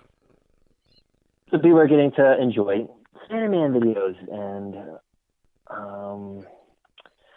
I gotta say at this point it's just sort of kind of tapered off for me, just because I now really do have production pressure and all eyes are on me. It's not like I'm even part of a crew per se that goes out and handles the work. It's like, it's you. Everyone's looking at you. Yeah. You're the one that's supposed to, you're the guy we're paying not the big bucks, but you're the guy we're paying the not hourly wage to come here and knock this shit out and figure out this puzzle and, just sort of spin fucking straw into gold. Here's this terrible situation that didn't quite explain very well over the phone, which I was used to at that point, because that's what contracting work is like in New York too, or working for somebody else who's just, it's not that tall. I'm like, what are you talking about? It's the tallest tree in the state. How is it not that tall? It's not that dead. I think it died last year. In dog years, I think it's dead like 7-8 years. I was already used to that shit, and so now that's my whole life. Yeah. There's no like, oh, you know what? Hey, Fabian, why don't you climb this one? It's like, no, I'm climbing every single thing for the most part. Yeah. So I don't film as much. I don't put out as many videos, and there's great content. There's always good stuff. I would take more time before to have like more than one camera going and set up stuff with remotes and try to get the angle. Yeah. I can't be bothered with it anymore. I just bring the GoPro with me if I even remember. Sometimes I have it on my hip the whole time and I never put it, and I never film anything. And I can hear that beeping, and I'm sorry about that. I tried to like go into my phone and turn off notifications. No, it's all right. For all you listeners, I don't know how to work my own phone. Just know that about Fannerman. He can figure out how to put a video online. He can't figure out his own phone. Exactly. Okay, so that's what you do now. You're just a full-time contract climber. Do you have like a dedicated ground guy that you bring with you, or is it just you working with whoever happens to be there on the ropes? Oh yeah, it's me working with whoever happens to be there, and this bothers a lot of people. They're like, why don't you also contract with the ground guy? And that was something I could get away with in New York when I was like, especially if I'm pricing the job, if it's something that came directly to me, then I can do stuff like that. That's how I would work it back in New York. I would get a job, I would put together my team, I would subcontract up the cleanup to guys that I had done work for on their jobs, and private guys. In return, they would sort of umbrella insurance the whole job for me. And then it would be my turn to go work for them. And when I worked for them, I could be like, hey, this is going to be complicated. I need to bring in Big Rob, or I need to bring in fucking Jeff Potts or something like that to run the ropes while you guys do all the basic stuff. Yeah. And that was fine. But out here, no, it's just not going to work, because I would have to basically have an employee. And that would be a whole fucking situation. And a lot of my work, actually, probably more of my work, is pruning. Oh, okay. And all my videos, I mainly show rigging and removal stuff. It's more exciting. The pruning stuff's like, you're going to fall asleep watching me hand snip shit. Like, sometimes I do have jobs like that, or sometimes I have these ridiculous jobs where it's like there's a massive Monterey cypress. I don't think you guys get those. No. Just picture like a stupid huge juniper or something. Okay. Yeah. And they're like, okay, shape it. And you're like, why? Why does it need to be? Fucking look at it. It looks like a koosh ball. It's spiky. That's just how it naturally. No, round it over. Make it look like a lollipop. It's unsustainable. Uh-huh. There's a lot of pruning practices out in California that just bug the shit out of me. Okay. But it's work. And that's ultimately what you got to look at it as when you're a contractor. It's like, I don't want to do this. And if I was an employee, I would complain about this. But I'm not. So I shut my mouth and just do the job to make the money. Yeah. All right. So one of the things that I'm most fascinated with from you is the Schultz Effect, which is this 15-part video series that you put together. So could you go into a bit of the backstory of that and how that all came about? Okay. So one of the things that I kept running into, especially being mostly a self-taught climber, particularly with the SRT stuff, is that you kind of get to this point where you're just like, am I doing this right? Like I need some sort of like validation, or I need somebody else to bounce these ideas off of. Yeah. And going to seminars and reading books. At the time, there really wasn't anything about SRT really out there. Mm-hmm. And then when there sort of started to be some stuff, it was pretty kind of basic. And by the time that stuff kind of came out, I've been doing it for at least 5 or 6 years at that point, maybe a little bit more. Like it seemed like the industry was pretty slow to sort of start standardizing and adopting SRT. Like SRT has been this sort of controversial thing. Yeah.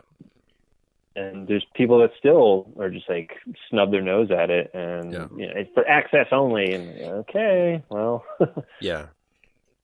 So I was kind of hitting this sort of glass ceiling.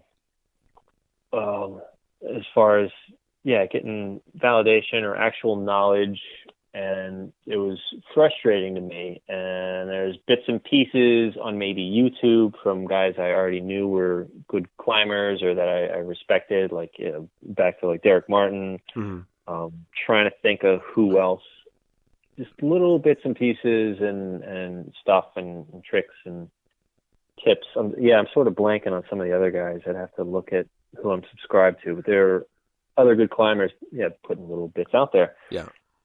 And it just be bothersome to me. It's like, if there was just something out there, because even when you do go to a seminar, they throw all this information at you. Unless you got a photographic memory or you're recording the whole thing, you're going to forget a lot of stuff. Yeah. And the stuff on YouTube is like bits and pieces here and there, and you're sort of patching it together, and it's not from the same individual. And then you get into the situations where it's like, all right, I'm going to take this, try to apply it, and you're going to run into a lot of like subtle situational difficulties or positives and minuses, or this tree it's great for, this tree it's not great for, type stuff. And I just had it in my head, like, man, I feel like I've learned a lot, and I feel like I can organize this information in a way that I could share it with somebody and it would really help them. Like, it's something I wish existed when I started doing it. Yeah. And I sort of set out on this little mission, and I talked about it for a while. I think I had the idea in my head. I'm a little bit of a procrastinator sometimes, but I will eventually do it. Like, I probably talked about it for like 2 years or something like that. Plus there was like, I moved across the country and had to start all over again. Well, there is that too. Yeah. That kind of set me back a couple paces. Yeah. But actually that's when I started filming a lot of it, because I didn't have a full schedule of work. Oh, okay. It's sort of perfect. And it's just like, all right, there's a good way to look at it instead of going crazy. It's like, I'm going to go out and film this stuff. I see. Because I can look at it as like, okay, this is going to be helpful for me. This can help generate income for me later. Mm-hmm. Just like little passive income. Mm-hmm. But anyway, it was a good way to think of it at the time. Mm-hmm. So got me motivated, and like, this is the time to do it. Just start doing it. Mm-hmm. And how do you eat an elephant one fucking bite at a time? Yeah. So just sort of, writing the outline, and then I would film it bit by bit, and then I'd start editing it, and then I'd realize, I didn't say this right, or I need to include this, and go back, film more. And it took like, between the filming and the editing, it took almost a year. It took like 9 months maybe. Oh yeah, for sure. Or something like that. Yeah. Yeah. Did you have someone helping you, or was that? Yeah, I had my girlfriend helping me. There was a lot of arguments that was, stop shaking the camera. You're shaking the tree. Like, yeah, there was a lot of that. Like, focus on me. It's like, it's a GoPro. She can't even see what it's. I don't know what it's looking at. Yeah. We had a nicer camera to film some of it, and a lot of it I filmed myself too. Just in my backyard on a little small tree, which was more practical to show some of the way things are tied or way things are anchored. Yeah. And there's a lot of information in there. And there's a lot of stuff in there I don't use anymore at all. It's just in there because like here it is. I used it. Here's some pros and cons about it.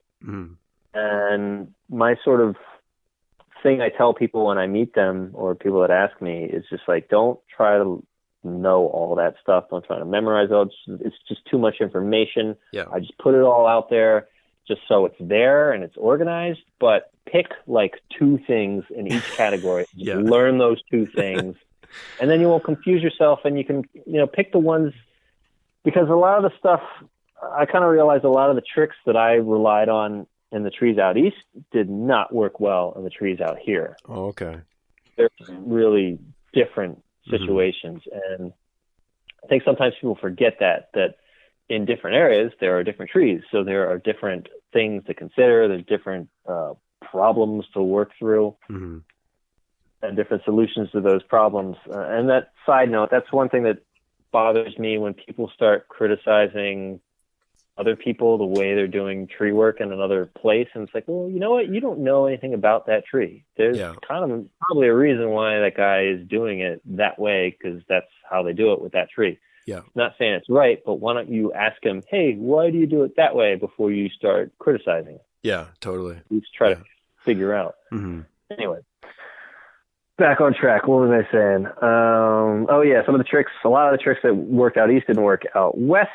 So kind of sort of realized, not all of these are going to work for every tree in every situation, but here they all are. Yeah.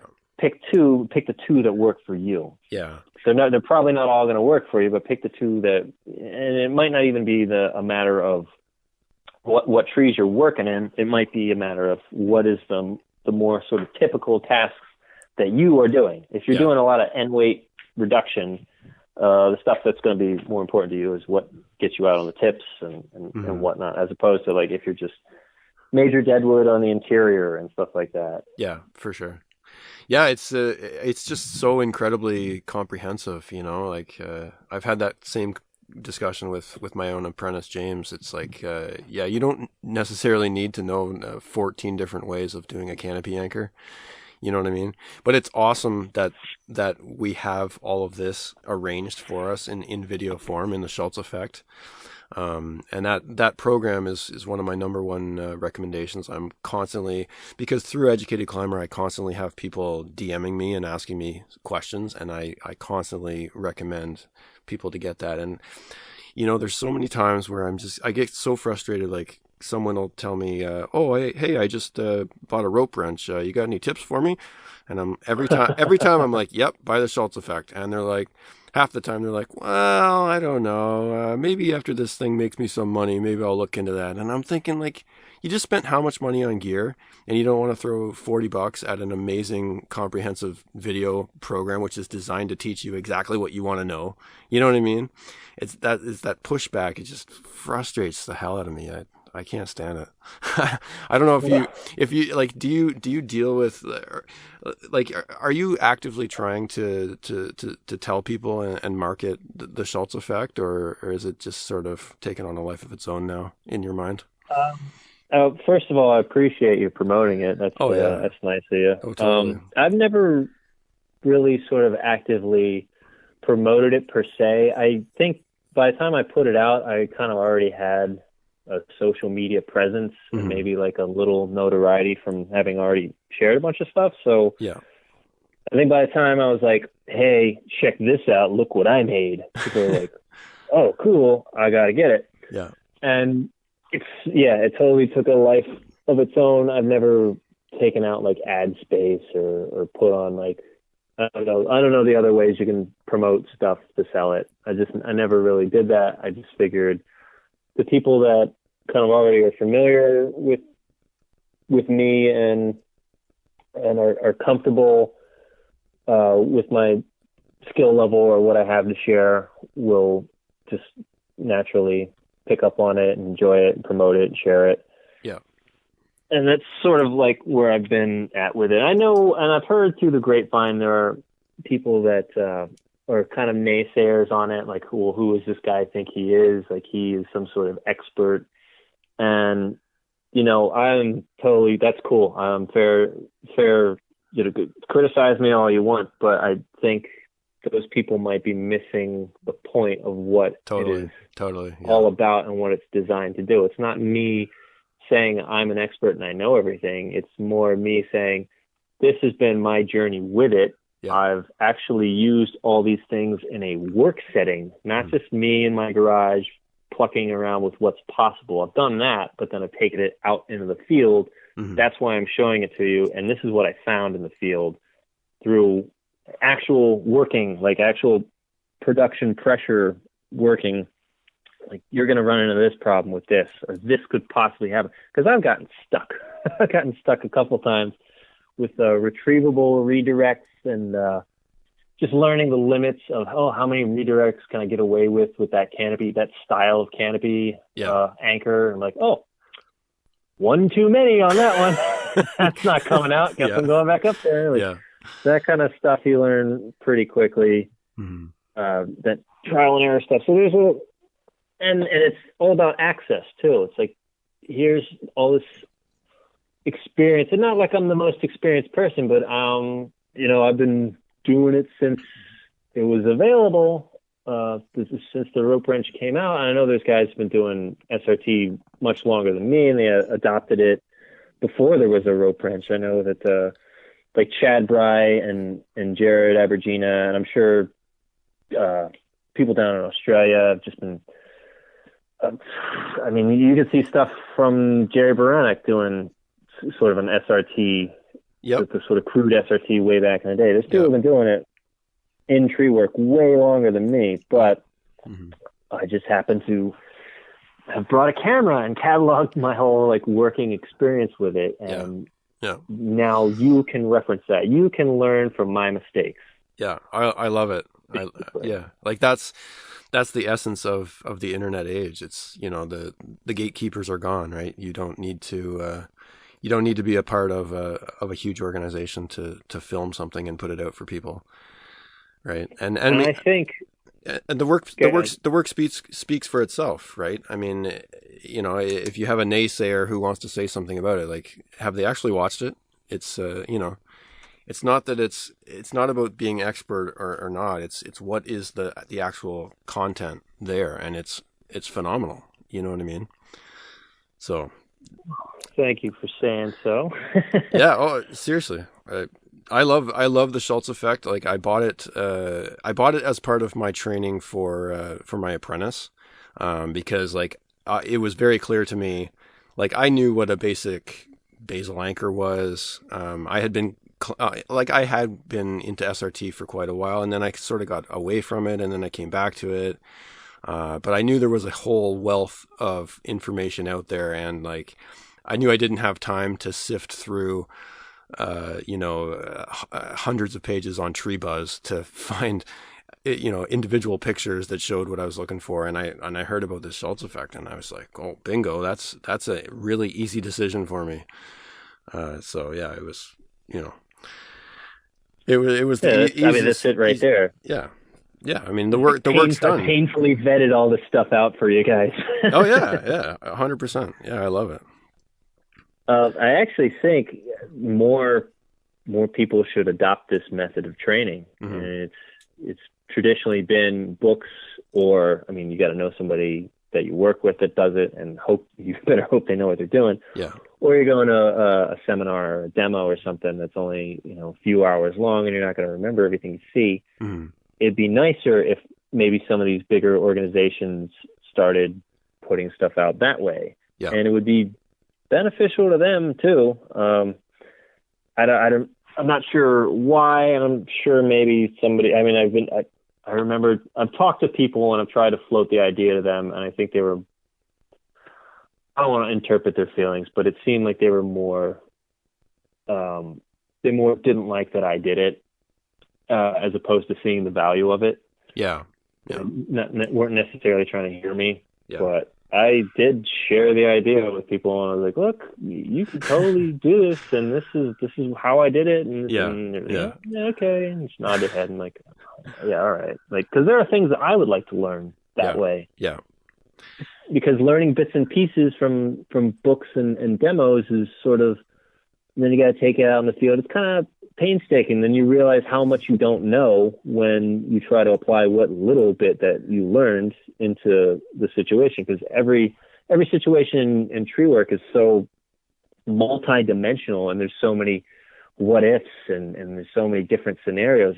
It's really hard to try and prepare somebody for all of those. But yeah, when you have a more comprehensive tool that you can take in and keep referencing and keep looking at, and it makes it easier, I think. Oh, 100%.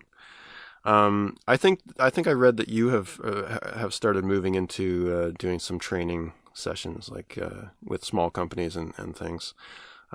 Is that something that is that a direction that you're hoping to move in?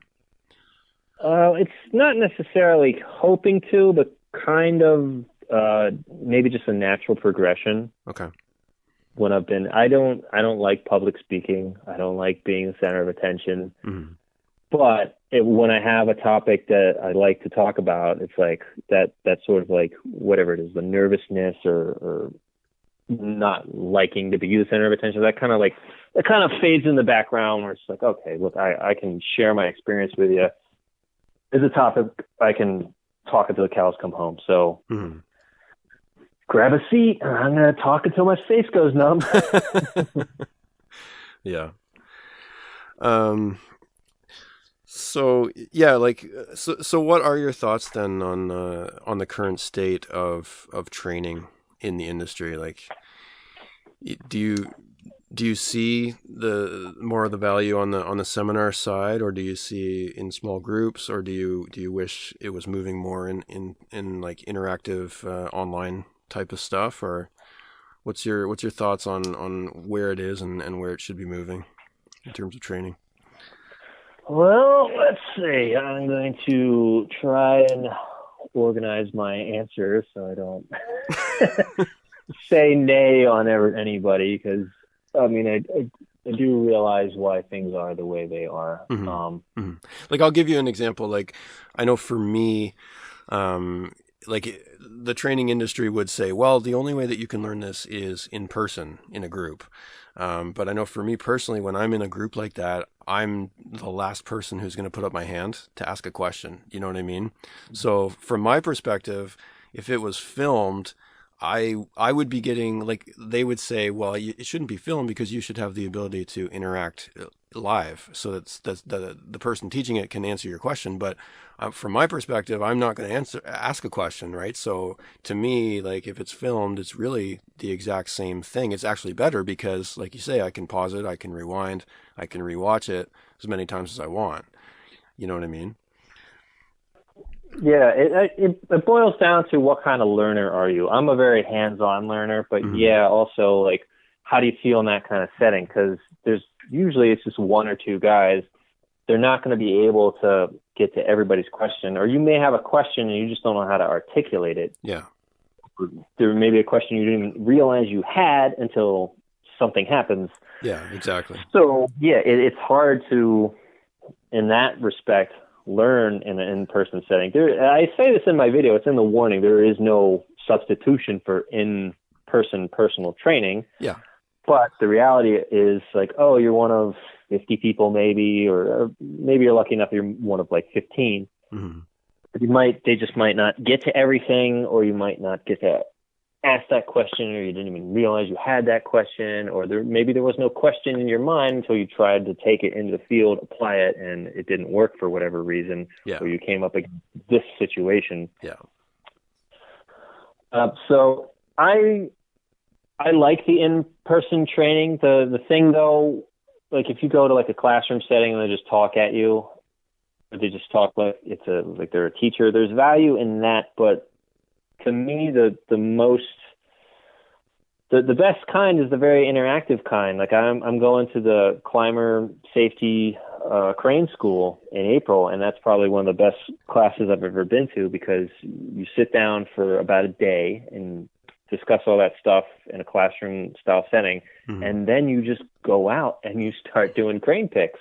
Okay. And you not only get to talk to an instructor on the ground and in the tree, you're all learning together, and you're also analyzing what the guy, the next student up, you're getting to analyze, because you get this far away, bird's eye view, so to speak. Mm-hmm.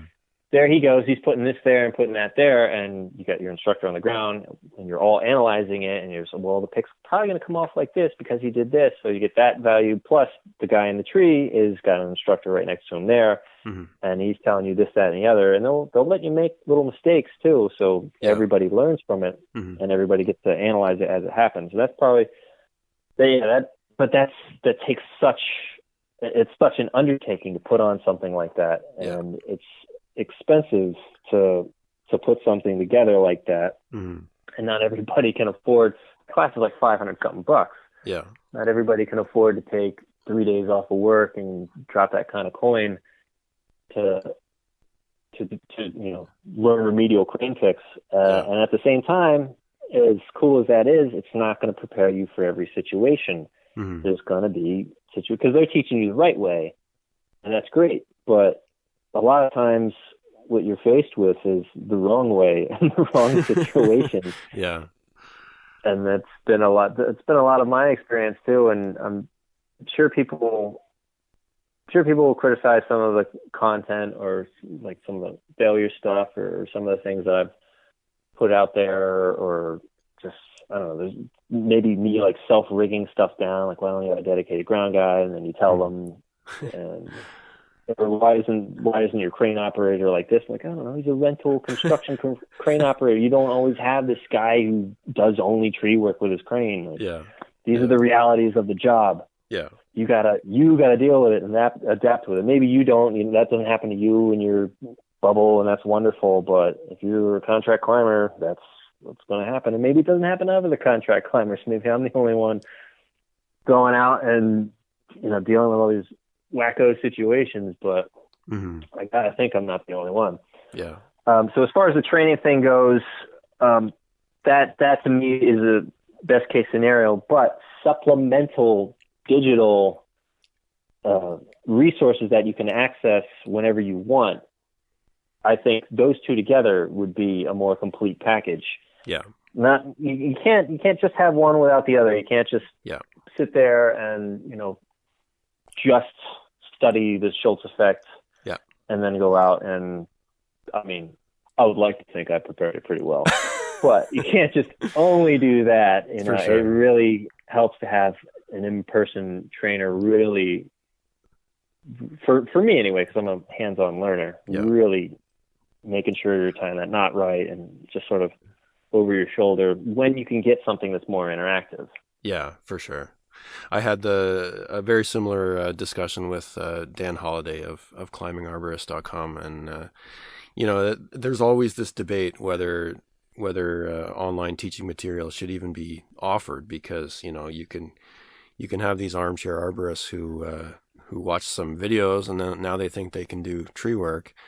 But my argument is the same thing. It's supplemental, because even if you're learning from someone who's really good, they're going to have holes in their knowledge base, right? So if you only learn from one person, their holes in their knowledge base are going to be transferred directly over to you, and you're going to end up as just a little mini version of them, right? So it's immensely helpful, in my opinion, to always have access to supplemental information, just to help round you out and fill in those gaps in your knowledge. You know what I mean? And that's how I've approached it from the beginning. Like even with my stuff on YouTube, like I have people poo-pooing it and saying, "Oh, why'd you do it this?" or "Why are you even showing people this?" Like they're going to get themselves killed. You know, it's to help fill in those gaps that people might have, right? That's how I view it, anyway. Yeah, no, that's good. Well said. Right. Well said. I totally agree. Right on, right on. Well, speaking of that, now I've seen you drop hints more than once now that you might be working on a rigging video series. It's just a nasty rumor. You can't believe everything. Well, I believe everything on the internet. So it's true. I've been working on, and I state this clearly in the video. It's not ready yet, but I can't teach you rigging. I can't teach people rigging from scratch. I'm not an expert, just like I'm not an expert with the SRT, but yeah. I feel enough experience with it and enough trial by fire and made enough mistakes and at least got the presence of mind to organize it for you to give you a supplemental source. So the thing is with the rigging, it's going to be based around urban rigging. And that's where I feel like I at least have enough hands-on experience with something that I don't think is really traditionally taught. Stuff that you're traditionally taught centers around the principles, and they're all great. But when you get into that super tight backyard worst case scenario situation, you either gotta think of how you're going to combine all those things creatively to deal with that situation, or you just gotta have this sort of different strategy in your mind. So it's going to be a bit of case study. So I'll be breaking down and analyzing some things I've already filmed, and hopefully sort of going through, and you could see, this is what I did. This is why I did it. This is what was good about that. This is what was wrong about that. Oh, okay. So there'll be a bunch of that. I will, in sort of the beginning, go through sort of an overview, like just to make sure everyone's on the same page. Like, look, these are all the things these are prerequisites. You should read this book. You should see this video. You should definitely see the entire Working Climber series. And that thing is amazing. It is. Veronic. We'll come back to that in a second. All right. But sounds good. This is all stuff you should know coming into this, and it'll have you ready. And I guess what I'm gonna try and show you is, these are some of the more intense situations, and this is kind of my thought process behind these situations, and this is kind of a strategy. And one of the things I do and have filmed is in the spirit of Beranek, created a whole scale model that I actually take apart with string and a little fake climber and whatnot. Oh, cool. Very cool. I created a worst case scenario tree. Okay. That it basically mirrors and mimics a tree or two that I've had to do. Yeah.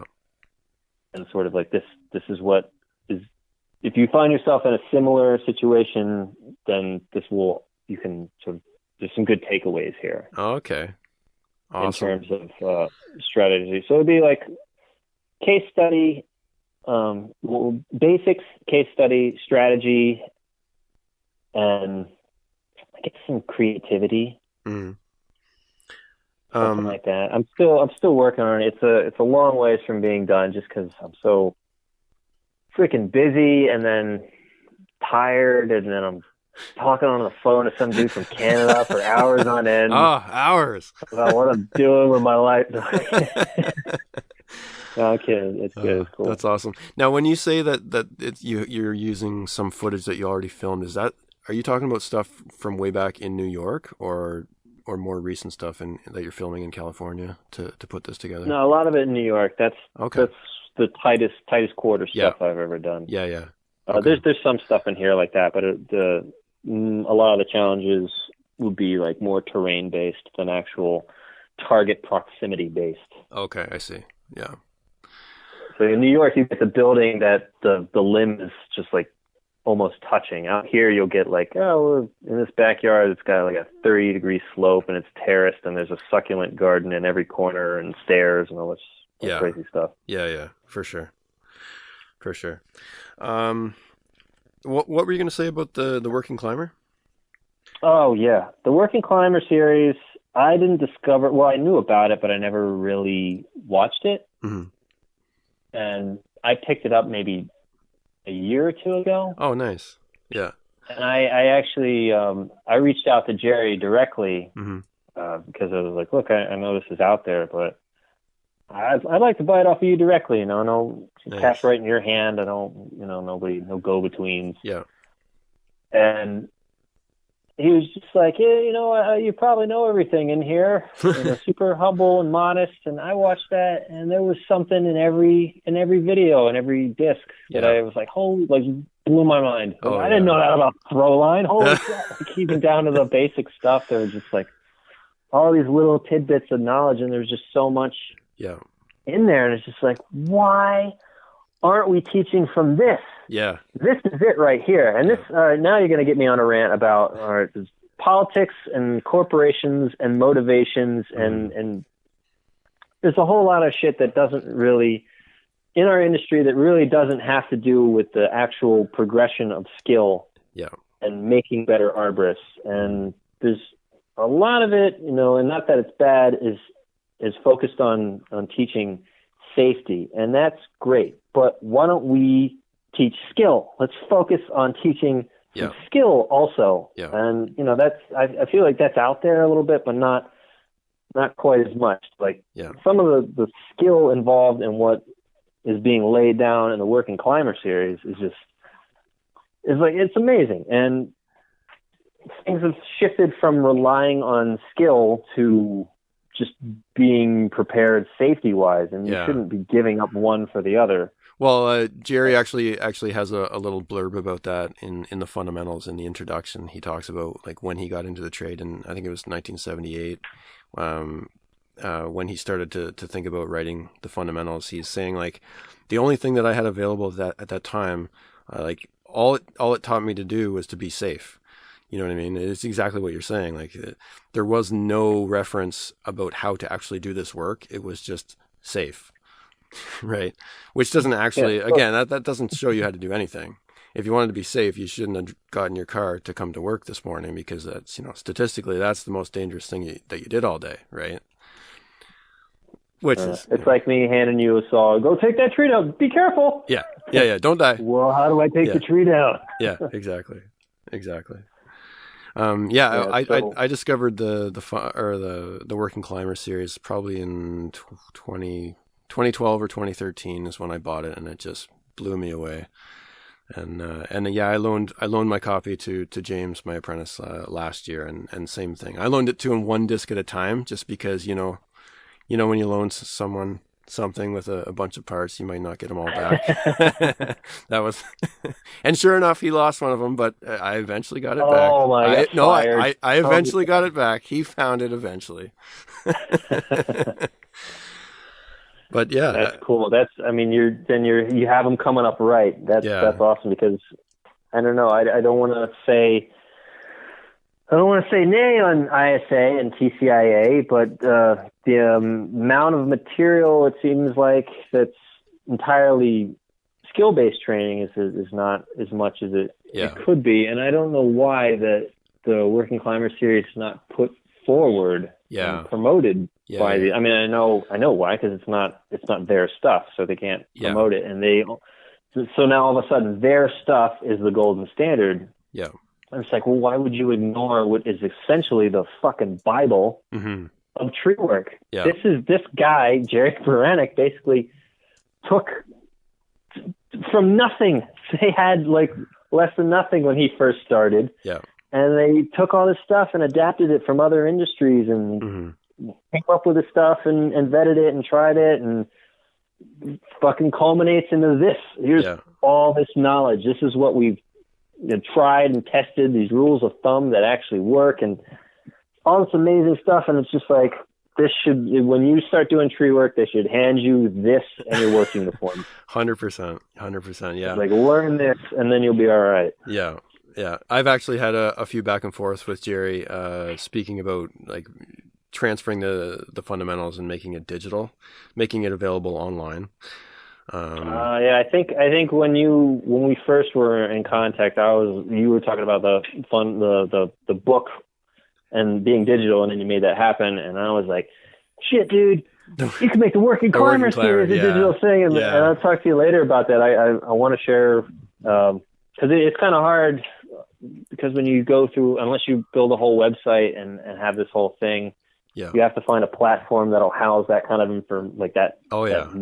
Large amount of data, and they'll charge you for the amount of data. Yeah. But I've found other platforms that don't, but then they charge you a different way. So I went through that whole process of figuring out how to put this stuff online. One of the issues with the Working Climber is that it was recorded in 480p, so it's not actually HD, just because of the cameras that he had access to at the time. So that was one of the arguments. I talked to him about, actually it was New Year's Day is when it was. So just a few weeks ago. And he was saying that the current publisher he's already talked to them about making it available like maybe on a USB stick instead of online. So even that would be a huge improvement, right? If you could just buy the USB and it would have everything on there. So hopefully us talking about it, maybe other people will start bugging him about it, because I mean in 2019 I said this to him directly, like, nobody wants DVDs, right? I certainly don't play DVDs. No, exactly. It's a good thing I have this old computer that has a DVD player in it. Yeah, exactly. And like you say, like, all of the knowledge is there. It's already been recorded. Not to say that it has everything, but it's an amazing resource. Like, there's for me, those are the two things that I recommend. Well, his book as well. So the book, the Working Climber, and then the Schultz Effect. I recommend these three things to everybody on a regular basis, because it's just, I mean, it's super affordable and it's comprehensive, and it's just such a wealth of knowledge, and it's such a shame that this stuff doesn't get recommended in official channels, nearly as much as it should. So. Yeah, well, I'm honored I made that lineup. Thank you. Oh, absolutely. But absolutely. Going back to the Working Climber series, and so that kind of leads me into talking about there are other motivations at hand, and of course there are. It's a business like every other business, just like we get very upset because we have such a small, tight-knit community when we see, like, oh, that product came out, but now this guy's putting out a product just like that product, and that's kind of ripping off that product. And it's cool we have a tight-knit community that speaks up and gets angry about it, but like, dude, that's the same shit that happens with every single product, everywhere you turn. It's just like, it's just business. People just say it's just business, which it's kind of shitty that it's cool that we haven't fully accepted that in tree work, but it's kind of shitty we've accepted it in every other aspect of our lives. Yeah. So I get the rare occasion to work with Ken Johnson. Okay. I don't know if you know who Ken Johnson is. I know the name. I don't. I've never met him. He's also a legendary arborist. He makes the Hobbs device. He makes the Hobbs lowering device. Okay. Yes. And, I was asking him some stuff, like what he thought about, because I had occasion to tell him, like, yeah, I'm doing a little training for this place over here, and just, I got this resource, and here's legendary Ken Johnson, to ask him, sort of like things that he might have to share about his training experience. And he just sort of was telling me why he kind of got fed up with it and got out of it, just, he's doing it for a long time, A, and B, that he just sort of started seeing like the bigger, like the ISAs and TCIAs just not really getting behind studies and trainings of their own, just letting the sort of equipment companies and people put the money and all that into making that sort of stuff, which ends up being sort of like a conflict of interest. It's like, yeah, I'm going to teach you this. Of course, I'm going to showcase my thing that I sell. You know what I mean? Oh yeah. And it's just you think about simple things. I think about simple things that blow my fucking mind. It's like, how come I don't know the exact percentage or average percentage of what strength reduction certain knots put into ropes? Mm-hmm. You can't find that information. It varies all over the place if you can even find it. But like, why is there not an ISA study? Why is there not a TCIA study? Mm-hmm. Why are there not studies about every question I can come up with? How come that's not already out there? If you're supposed to be the leader and the standard of arboriculture, why are you not putting out information? Very occasionally, some book or something will come out every now and then with some stuff in it. Yeah. And it's like, what are you guys doing over there? Yeah.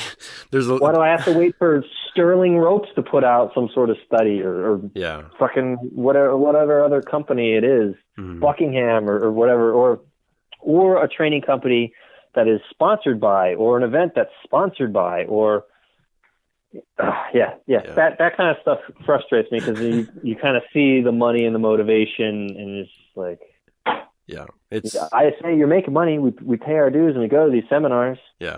It's big business. But you're getting everything sponsored by a company. Yeah. I don't know.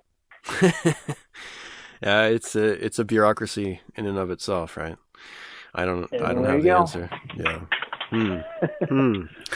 Yeah, that wasn't rhetorical. I want an answer by the end of the interview. Yeah. Well. Yeah, I could talk to you probably for a few more hours, but we should probably wrap this up at some point. One of the questions that I wanted to ask you, David had mentioned that you're a reader, so I wanted to ask you what's some books that you might have read recently that you got some value out of, off the topic of trees. Why? Is that true? Well, I asked. Wildly inaccurate. Oh, okay. I asked him. Well, I do read. I read, but unfortunately, all the books that I read are tree related. Oh, okay. But everything I do read is like some sort of knowledge based stuff, or something I can. It's all nonfiction. It's usually almost always tree related. Okay. Or I'm trying to learn something. What's the last thing you read that you got some value out of? The last thing I read actually was the TCIA crane manual. Okay. Yep. It's actually really good. Mm-hmm. It's a update from, I think, the previous years. They gave us a copy. They gave us a copy last year, which was the newest copy. And they had added. I just remember flipping through the old one at one of the expos and just being like, it really doesn't have that much in it. But this one has a lot of stuff in it, and it is pretty good. Okay. Right on. I don't have that one. I have the SRT book that they put out a few years ago, and that's pretty good as well. I don't know if they've updated that. I hope so, because I remember seeing the very first one that came out, and I was just like, I already know all this shit. Yeah. Show me something else I don't know. And some of it I was like, why would you use that? That's not going to work very well. And then a question that I like to ask is like, what are you excited about with the future of the industry, whether it's gear or anything? What do you see on the horizon, and what are you excited about in trees? I'm actually going backwards when it comes to the gear. Okay, all right. I'm simplifying. I'm even doing more like natural crotch rigging and more in-tree friction using wraps, trunk wraps on. Jerry shows it in his video, wrapping towards the crotch. Yep. I don't know if you ever use that, but that can be a pretty that exact technique I have not used, where he wraps it around the branch and then he cuts it out further, so it's like circling the branch to get friction. Is that what you mean? Yeah. Yeah, no, I've never used towards that. the trunk, and then the loop comes down and goes to the branch. Yeah. And you can take down a lot of bit of tree that way by yourself while your groundy's dragging that last branch to the chipper. Okay. But that's not a necessity. It's like I don't have a good ground crew or whatever situation it happens to be, or controlling drift lines. Yeah. Anyway, as far as what am I excited about, I guess. Oh God, what am I excited about? I'm starting to get older and crabbier. Like, God damn it, what? Nothing. Nothing, God damn it. Fucking jetpacks and fucking lightsabers. No, I guess I'm more excited about, hopefully, this more development around the digital sharing of information. Mm-hmm. I would like to see a lot more things, and I'm going to try to position myself in such a way to convince or help other people execute this putting of this information online to be streamed or downloaded. Yeah. So people can get this supplemental training resource to help them learn what they've seen in person or what they're reading about. Mm-hmm. Oh, I love it. I mean, that's what I'm trying to do as well. So I love that. That's awesome. Good on you, man. Because it becomes frustrating when you're working with, I don't know, you're working with people that aren't getting a chance to learn what they could be learning. Mm-hmm. And it's like, I don't have the time to teach you, or the patience, really. Yeah. Yeah. Well, listen, Lawrence, this has been amazing. I'm so glad that we were able to make this happen. So, cool. I mean, thanks for making it happen. It's all you, really. I just picked up the phone. So yeah, I'll put links to the stuff that we talked about, whether it's your YouTube channel and the Schultz Effect, as well as Jerry's stuff. I'll put links to all of that on the show notes page so that people can get it that way. And yeah, just I want to wish you good luck in Hawaii there in the competition, and just keep doing what you're doing, man. It's awesome. I love it. Thank you. Yeah, I will shit and get off the pot and start getting that rigging thing seriously in working order to present to everybody. It's not meant to teach you rigging from scratch, but it's meant to make you think in a strategic sort of way, and I guess learn from what I've experienced. Well, I cannot wait to see that. That's going to be big news for me. So I'll help you put the word out. You know what? When it comes around, I'll help you get the word out for sure. So I appreciate it. Right on, brother. All right, you have a good one. You too. Good talking to you. Have a good night. Yeah, you too. Okay, bye. Wow, that was so good. Thank you again, Lawrence, for coming on the show. I really appreciate you taking the time to do that. Special thank you again to the X-Man, David Driver, for helping set that up. So, Lawrence, I just want to send you some encouragement. Just keep doing what you're doing. People are getting so much value out of the material that you put out. So just keep it up, brother. It's greatly appreciated in the community of arborists.